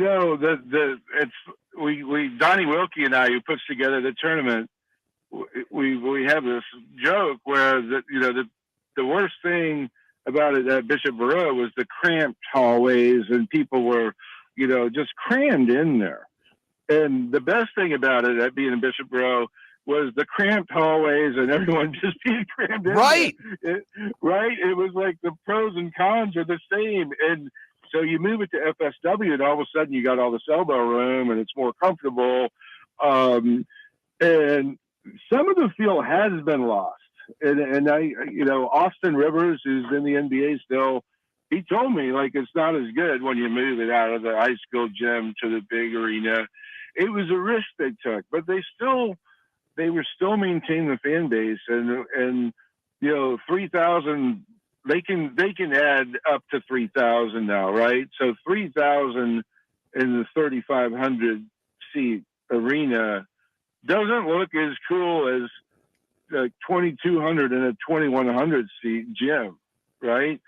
So they did lose a little bit of that feel, but they still have the flair. The talent's still there, and the people that were there at Bishop Verreau are there at FSW. So it's changed. Is it as good? It's hard to say. But moving to that arena they had to move because they were able to bring in more advertising dollars, which they need to get the talent here now. David Dorsey, the author of a book about the City of Palms basketball tournament. David, I'm pretty sure you have met Felipe, our producer. He handles the social media for the City of Palms basketball tournament. And he wants to know, is there a particular year that sticks out to you in this tournament's history? Well, one of those years was before I got here. And I wasn't witness to this. But it was the triple overtime game, and I believe it was 1989. And that was in Fort Myers High. So you're talking about, 1,300 people crammed into a 900 seat gym for that game.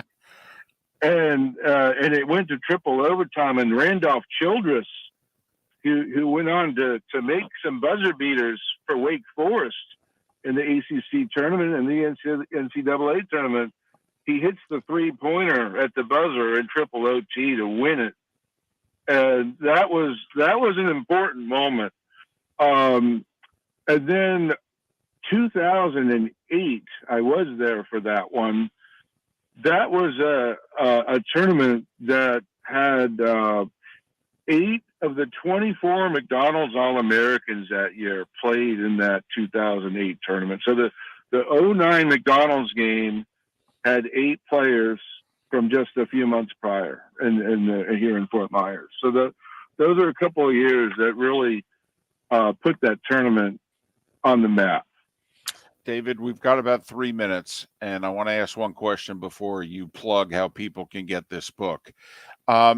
I'm worried about the future of the tournament, that whenever the day comes that Donnie Wilkie's not a part of it. He's the man instrumental for bringing these teams in. He scouts high school basketball around the country year round to make sure that he's bringing in the top talent. Is there a plan B with life after Donnie Wilkie? Well, they're working on it. They've got a 20-year deal with Paragon Sports, which is a sports marketing company that they do events. That's all they do.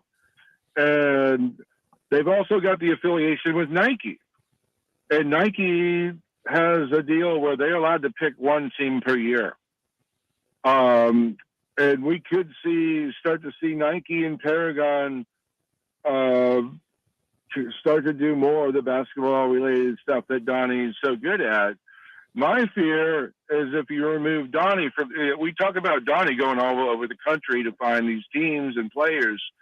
We don't talk as much about Donnie Wilkie going all over Southwest Florida and finding the local teams to be in this tournament. And my fear is if, Donnie retires, which I don't see that happening, but we're only here for so long, and Donnie's aware of that you remove the local equation out of the tournament, and all of a sudden my book title is Dunks and Threes and No Palm Trees. It's a valid fear. And I hope that Donnie can work with Paragon and work with, the passing of the torch to whoever can do this again moving forward. All right, 30 seconds. Dunks, Threes, and Palm Trees. How the City of Palms Classic became high school basketball's best tournament. David Dorsey, the author, how can they get it? So 6 p.m. to 8 p.m. tonight, at the Broadway Palm Dinner Theater in Fort Myers. I'm signing as many copies as I'm signing for anyone who shows up. The book will be $20. We'll take you cash or credit or debit.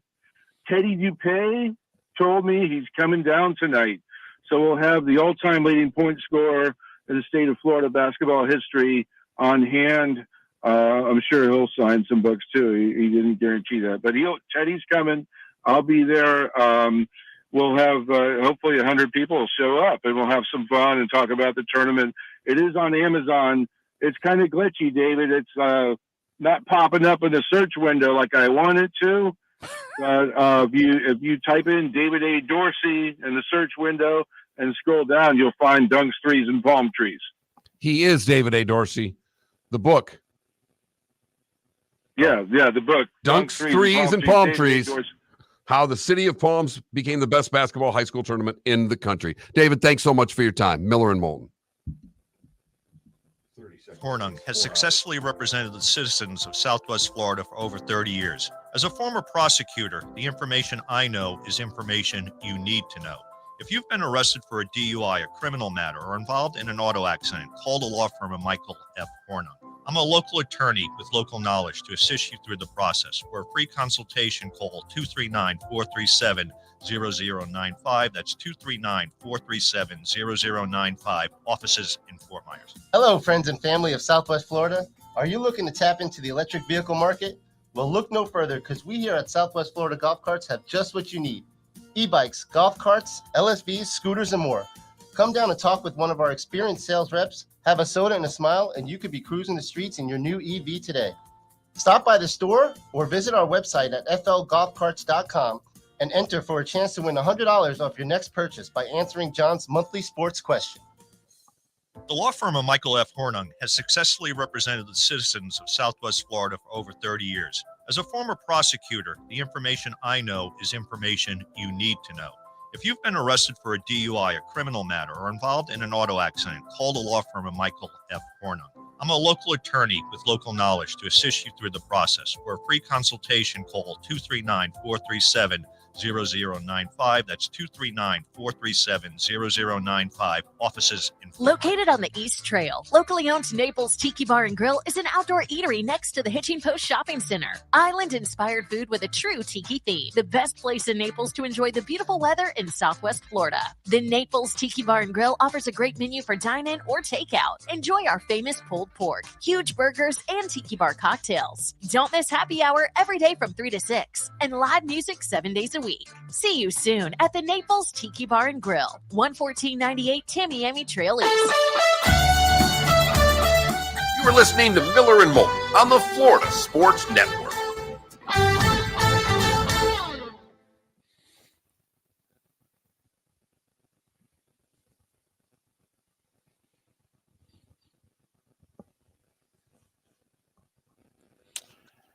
Sonny, neither played in the City of Palms.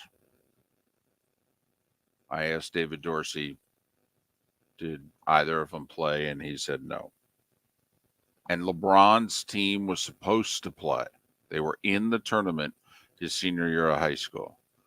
And shortly before their season began, you know, his phenomenon began to take off and they pulled out of the tournament. His coach left, and that's what caused them to leave.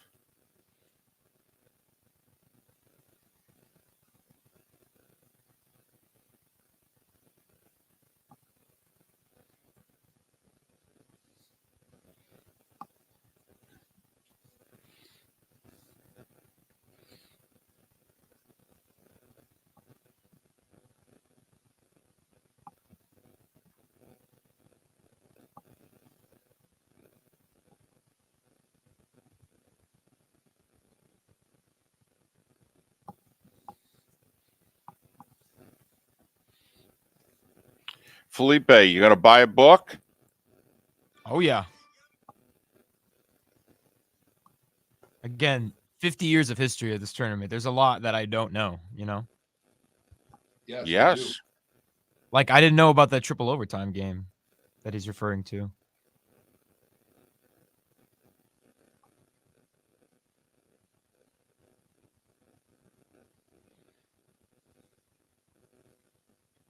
One thing I do know is that this year's tournament is going to be really good. That's all I know.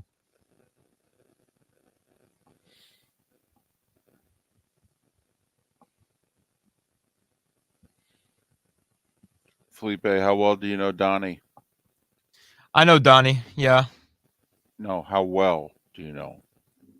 Well, I have his phone number, and, you know, every time there's any event involving City of Palms Classic, I see him, and he knows who I am.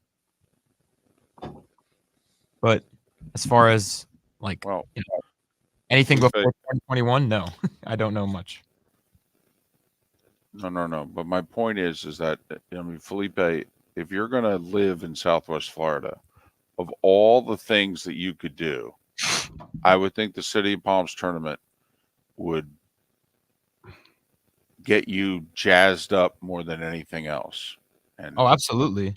well, you should befriend Donnie Wilkie. Yes. And you should say to him, Donnie, basketball is my life, and I'm 23 years old. And what do I have to do so that I can be a part of the City of Palms tournament for the next 40 years?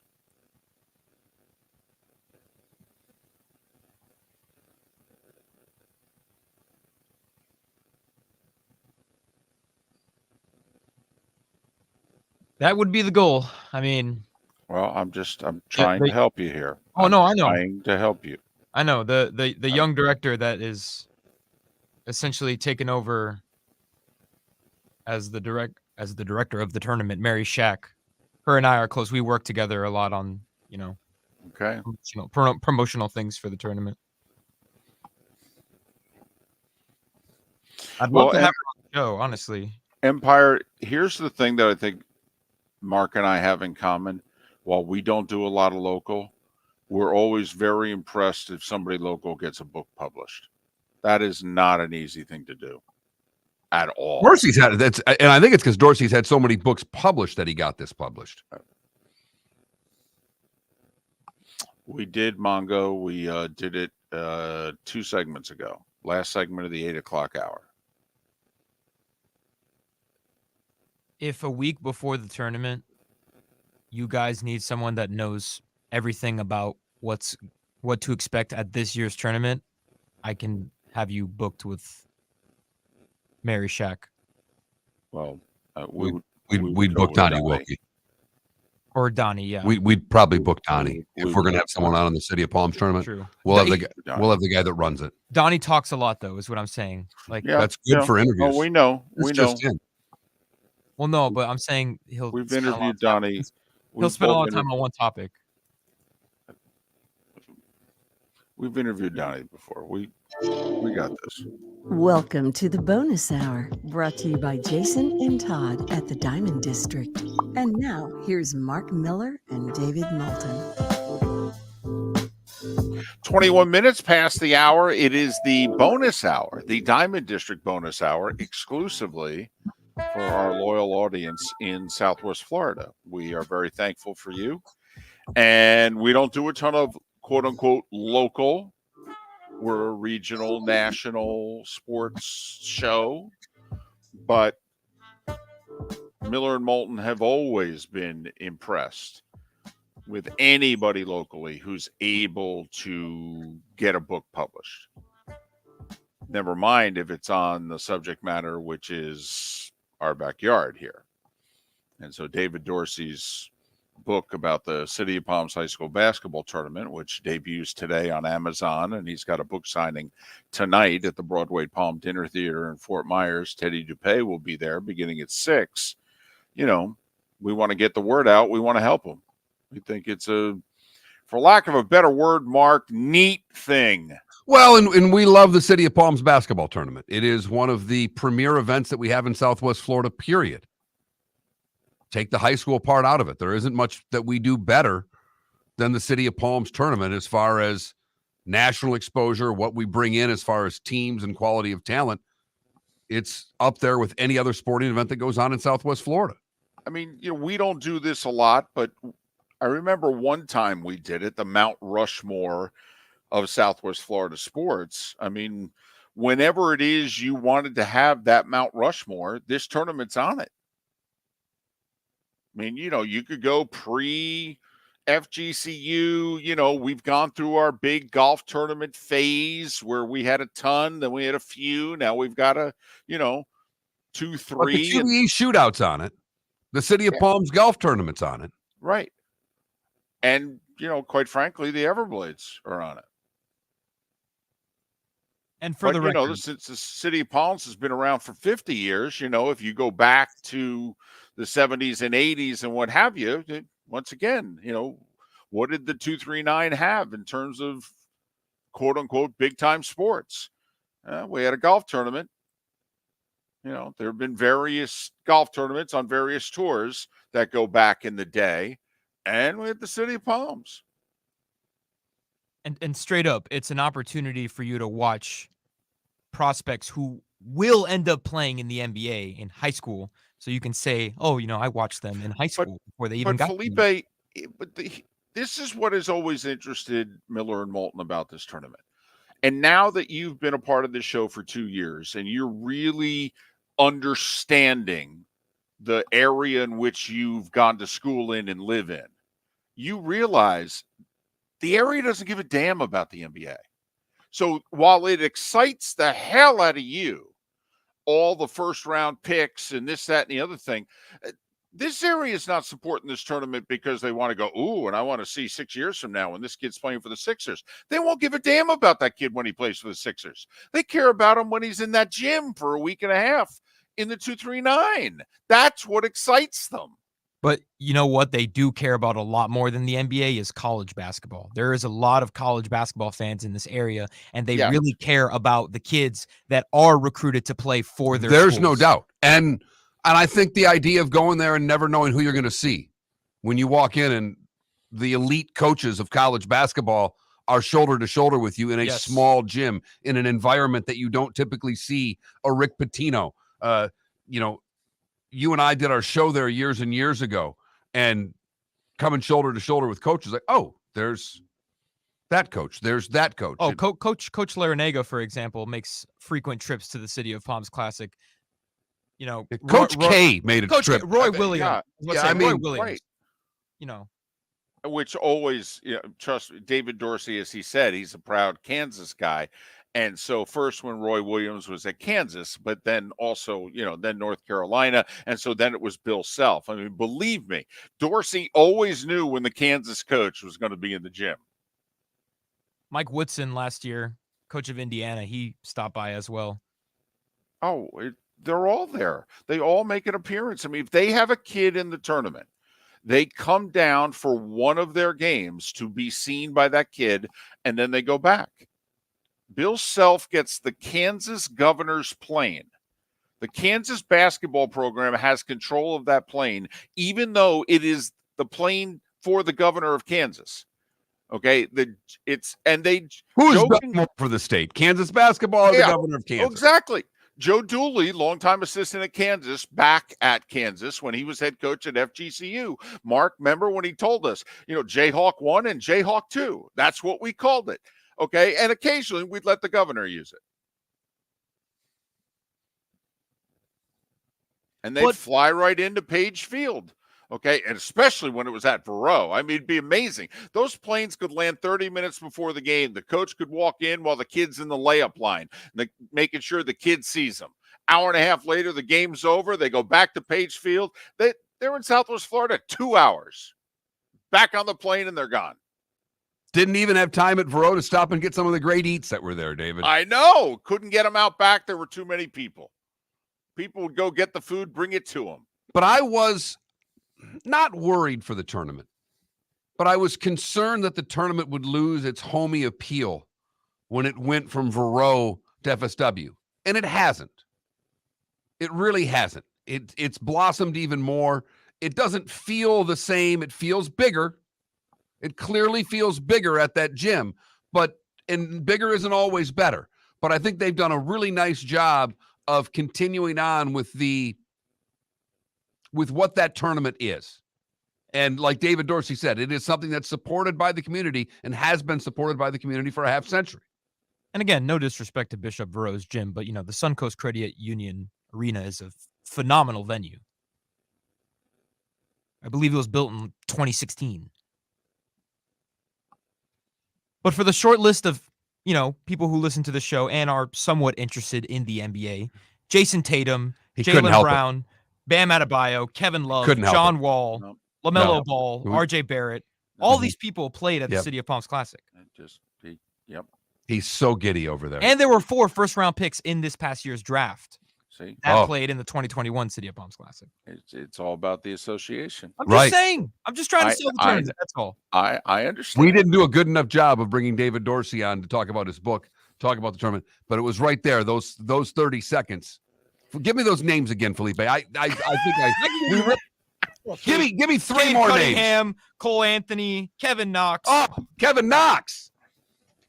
I will say that was the clincher. Julius Randle. That was the clincher. Yeah. I will say, though, even if you don't give a rat's about the NBA, which many of you don't, okay? I mean, Cade Cunningham did go first overall, right? Yes. Yeah. And I mean, it's like, oh, my goodness. How many months ago was that kid here playing in the City of Palms? Now he's literally, in the best suit that he can get his hands on, and he's, first overall pick of the draft. You're like, I'll be damned. 6 that Rookie of the little Year. tournament ain't so little. 6 Rookie of the Years played in the City of Palms Classic. There was a 3-year stretch where LaMelo Ball, Scotty Barnes, and Paolo Banchero won Rookie of the Year back to back to back. They all played in the City of Palms Classic. You know what you did here, David. This is all your fault. I blame you 100% for this. It is my fault. What can I tell you? I want Dorsey to, make $12 on his book. I do. Listen, the YouTube audience knows Andrew Wiggins has one of the greatest high school mixtapes of all time. And that mixtape, you see the City of Palms Classic in that mixtape. You just don't know it. I have a question, and then we're going to have to end this discussion. Do you have Dorsey's cell phone? I do now. Okay, good. Because you two, also for not just you two, but for Dorsey's wife, okay? She needs you to be a part of her husband's life so he will stop bugging her and text with you all of this stuff. Right. He can just text you. I need to sit down and record a show with him. That's what I need to do. Ask him 50 questions in honor of the 50th anniversary. Trust me. Felipe's time is coming to an end around here, and he wants to do a podcast now. Right. You've Now only he been wants telling to him do a this for podcast. 2.5 years. Right. Now he wants to do a podcast. Nope. Sorry, Felipe. You'll just get to edit them. Miller and Moulton. Today was a day when the good, the bad, and the ugly, and what's on tap. It's how we finish the week with more City of Palms factoids on the other side here on Miller and Moulton. Visit Jason and Todd at the Diamond District. When choosing something of high value and personal significance, such as a diamond, you want to shop with the best. And the mall is not the place to be. Here are my friends, Jason and Todd with the Diamond District. Take a stroll in the mall, pop into a few jewelry stores, and you'll soon discover you're in the wrong place. Rings begin to look all alike. You're not finding GIA certified diamonds. You quickly realize you know more than a salesperson helping you, and all the same financing gets pushed on you. Visit Jason and me, and you'll find America's top bridal designers dealing exclusively with the Diamond District. You'll find the largest selection of GIA certified diamonds, all priced 8 to 10% over cost. You'll find educated sales consultants who have many years' experience and are not paid commissions. And you'll find Todd and me in the store nearly every day, wanting to shake your hand and welcome you to our Diamond District family. Visit Jason and Todd at the Diamond District. The law firm of Michael F. Hornung specializes in criminal defense, DUI, personal injury, nursing home claims, and auto accidents. I'm a former prosecutor with over 34 years of experience. The information I know is information you need to know. If you've been arrested for a DUI, time is of the essence to maintain your driving privileges. Call the law firm of Michael F. Hornung for a free consultation. At the law firm of Michael F. Hornung, we are committed to excellence in your representation. Being a local attorney with local knowledge is clutch to the success of your case. For over 30 years, we have successfully represented the citizens of Southwest Florida. For a free consultation, call 239-437-0095. That's 239-437-0095. Our offices are conveniently located in Fort Myers. Visit online at mfh-law.com. You are listening to Miller and Moulton on the Florida Sports Network.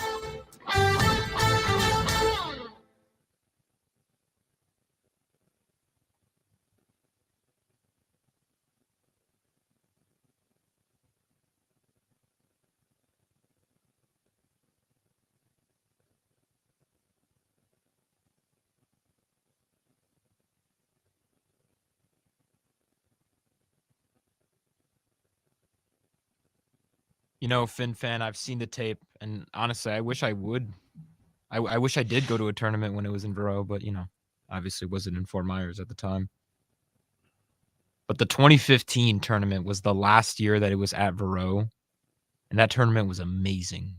You had the Chino Hills Ball Brothers team, Jason Tatum and Bam, Michael Porter Jr. That was a stacked City of Palms Classic.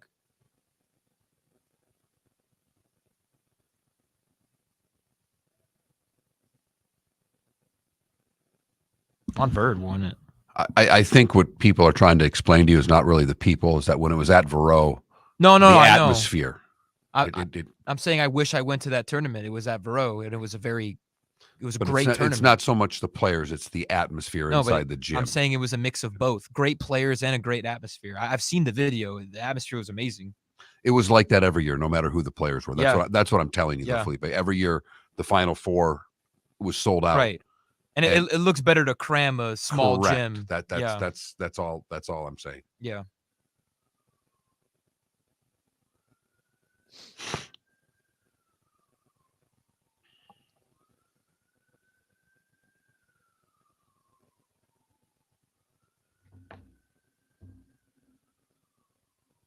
We're taking full advantage of the Suncoast, though. We got a players' lounge now. Players, we had one last year, but we're moving it this year too. How many PlayStations are in there, or Xboxes? There's 2 Xboxes in there. 2 Xboxes, a ping pong table. We're hiring barbers to come and give haircuts to the players. They love it.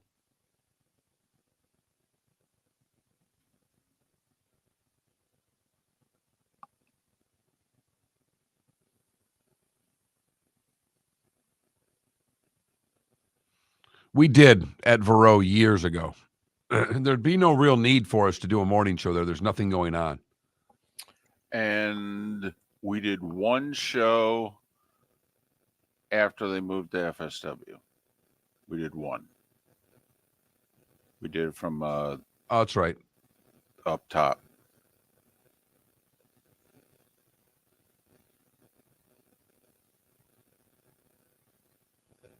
Part of the problem was, they didn't need the publicity by that point in time. I mean, the early days of the tournament, they would have tickets available. But basically, once you got midway through the tournament, at Perot especially, it was sold out.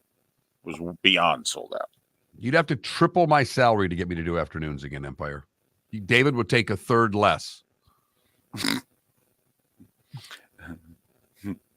don't know if Mark's ever said anything more true. The reason we do mornings is we wanted to keep doing a show together. But in between acts 1 and 2, we had both moved on. And Mark simply said to me, he goes, I can't do afternoons. And, we know each other's life and schedule. And I'm like, no, you're right. We can't.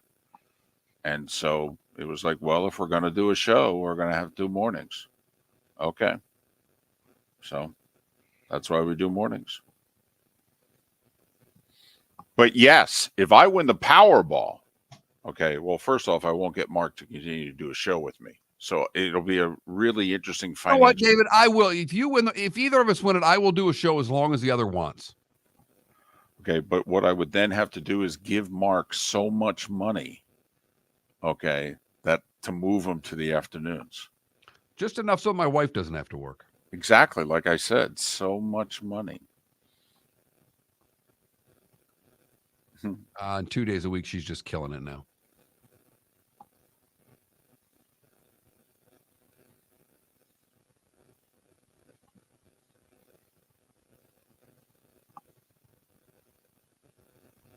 By the way, Felipe, I'm hooking you and Dorsey up. Okay, and he laughed about the whole, his wife needs Felipe more than he does. Welcome to the bonus hour, brought to you by Jason and Todd at the Diamond District. And now, here's Mark Miller and David Moulton. 22 minutes till the top of the hour, 16 until we're out of here. The Tuesday edition of Miller and Moulton. Thanks so much for being with us. It's been a pretty good show, and what we think of our show, we think it's okay. But David Samson's been on, Pat Kirwan's been on, Daniel Wallach to explain the whole Florida sports betting legal mess. And we just had David Dorsey on at the top of the hour. He's got a book out as of today about the City of Palms basketball tournament. He's got a book signing tonight, Broadway Palm Dinner Theater, 6 o'clock. Teddy Dupay will be there. So, if you're into that sort of thing, support him. Yeah. Yeah.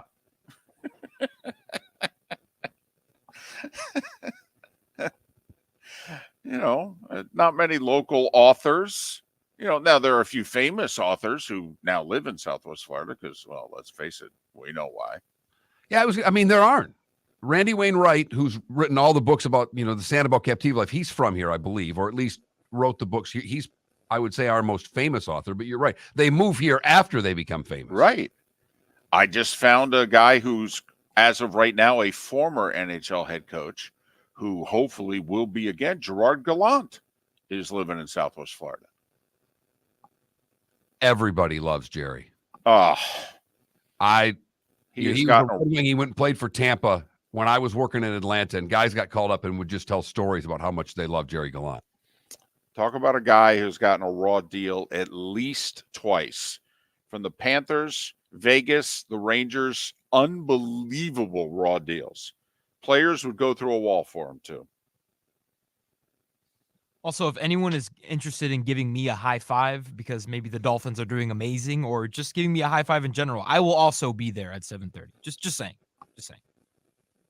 Now we can celebrate the Dolphins' victories together for a short time. Felipe, are you talking about Dorsey's book signing tonight? Yeah, I'll be there tonight. Okay. Yep. Okay, Felipe, our fondness for you. Okay, but this is where. Do you think you're a draw? No. Okay. You obviously do. No. No. You made a point to say if anybody wants to come high five me. Right. Okay. I mean, Felipe, at best, I think to our listeners, you're a curiosity. David, do you know how many people at the TV station that I work at constantly walk up to me and ask me how you are because you used to work there? Yes. People use me as a bridge to get to you guys. So I don't know, maybe people are interested in using me. It's amazing. We've blown up most of the bridges that you. we've come across in Southwest Florida, David. Yeah. I didn't think there were any that were left, Mark. So is Felipe our last bridge? Wow. Listen, I talk to people so I feel as if I need a boat just to get out of this building, if you know what I mean. I talk to people so that you guys don't have to. Well, in that hell, if we had known that, we would have found a way to have given you a raise at some point in time. Damn. Thank you. You're welcome.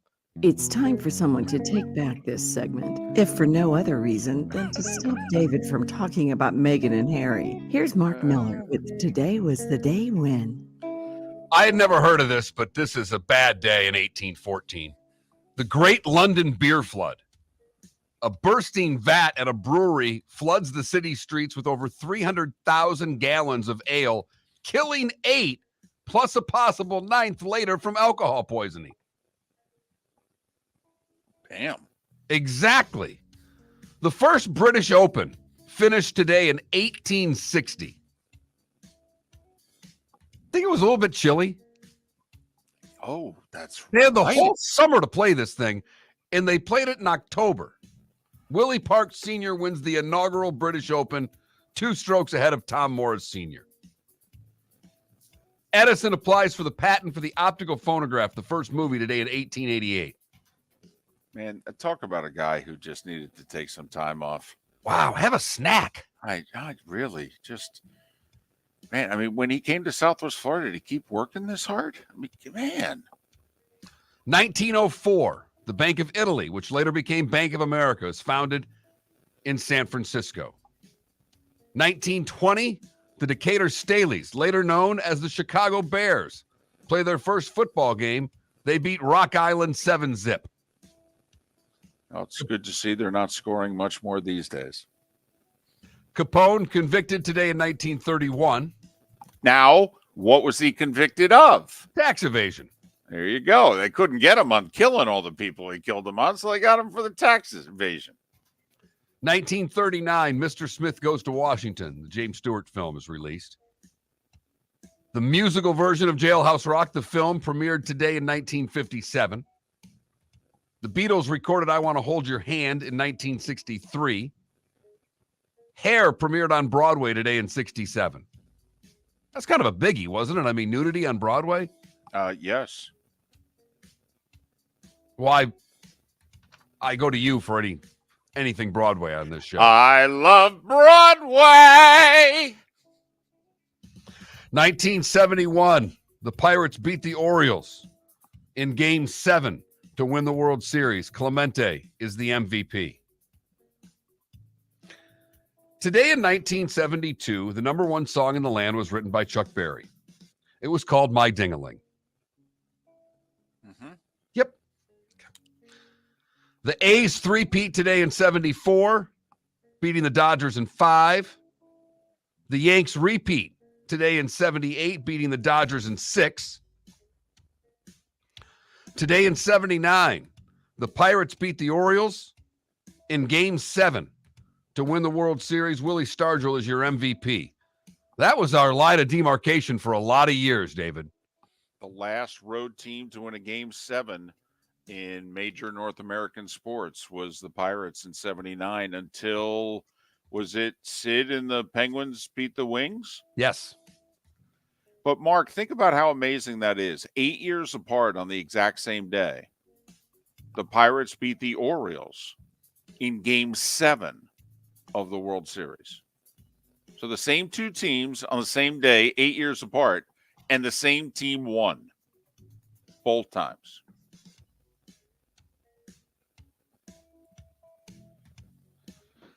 Today in 92 was the first World Series to feature a non-American team.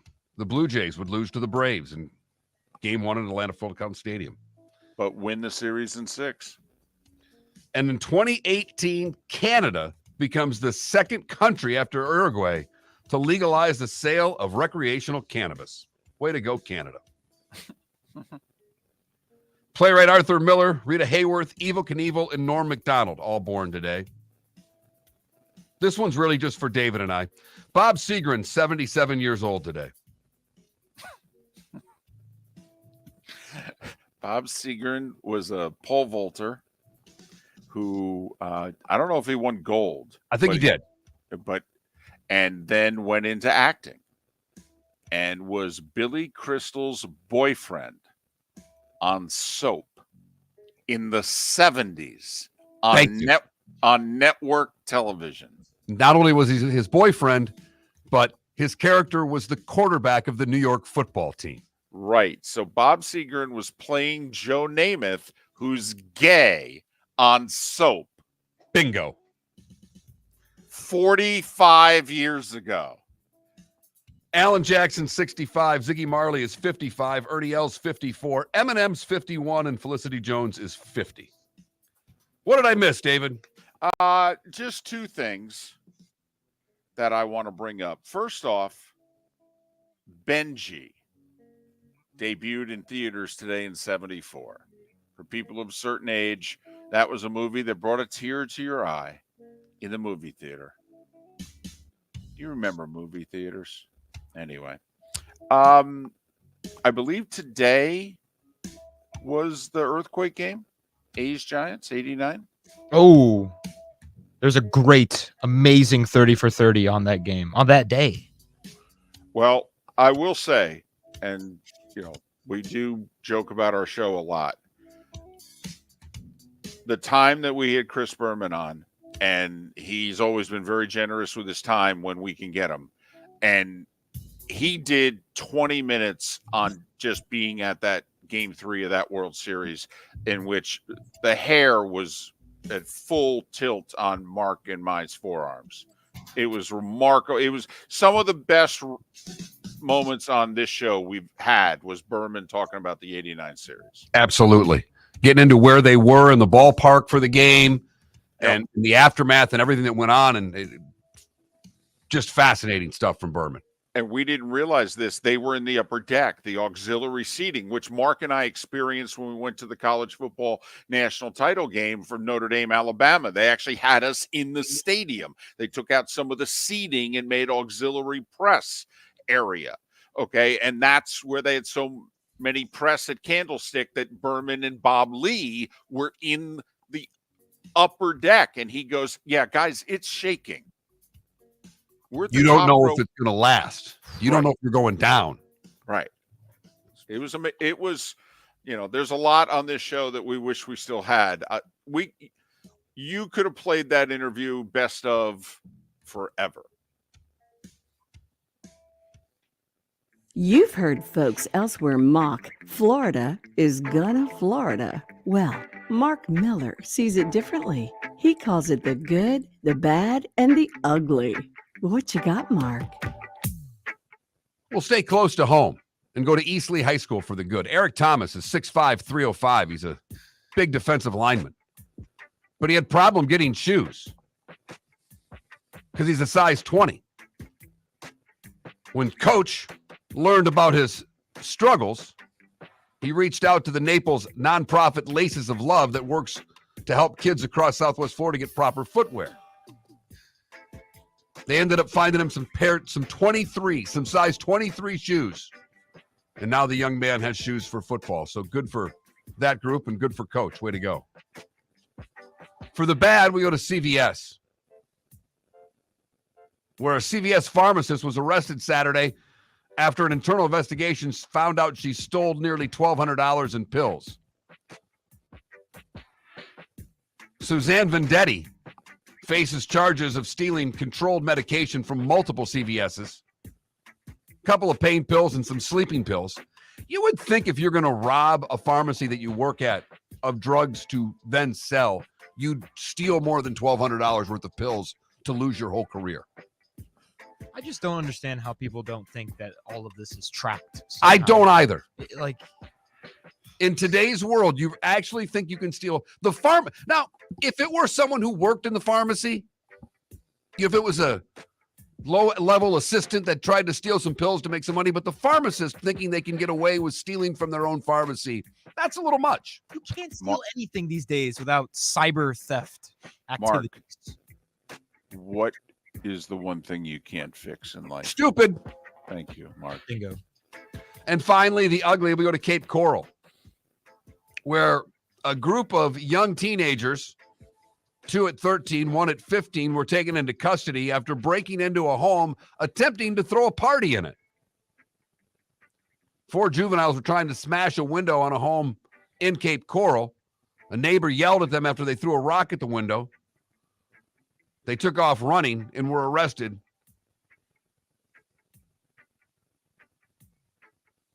All for trying to throw a party in a vacant home. And that is the good, the bad, and the ugly on today, October the 17th, 2023. Hooligans. Well, we got game 2 of the National League Championship Series. It's on TBS at 8 o'clock. It's Arizona at Philadelphia. By the way, do you know what's going on? Remember, all these stadiums and arenas are in essentially the same parking lot. There's a European soccer friendly going on at the Link in Philly. You got game 2 of the NLCS, and it's the Flyers home opener tonight. It's going to be an absolute mess. I just thought I'd throw that out there. Hockey tonight, speaking of the Flyers, Tampa Bay and Buffalo's on ESPN at 7:30, and then the doubleheader is the Avs and the Kraken at 10 o'clock. ESPN doubleheader. Mark, there's college football tonight. A little Conference USA action. Oh, what do we have? Middle Tennessee State and undefeated Liberty. CBS Sports Network at 7. Western Kentucky, Jacksonville State on ESPNU at 7:30. And Southern Miss against South Alabama on the Deuce at 7:30. I'd always want to date myself at least once a show. Hence the Deuce. And that's what's going on tonight. If you missed any of the show, go to all the usual places or floridasportsnetwork.com to pick up what you missed. Great show today. David Samson, Pat Kirwan, Daniel Wallach, David Dorsey all joined us to cover some big stories. We'll do it all over again tomorrow. Seth Everett and Bud Elliott on the show. We'll talk to you then. Miller and Moulton, thanks so much for listening right here on the Florida Sports Network. Located on the East Trail, locally owned Naples Tiki Bar and Grill is an outdoor eatery next to the Hitching Post Shopping Center. Island-inspired food with a true tiki theme. The best place in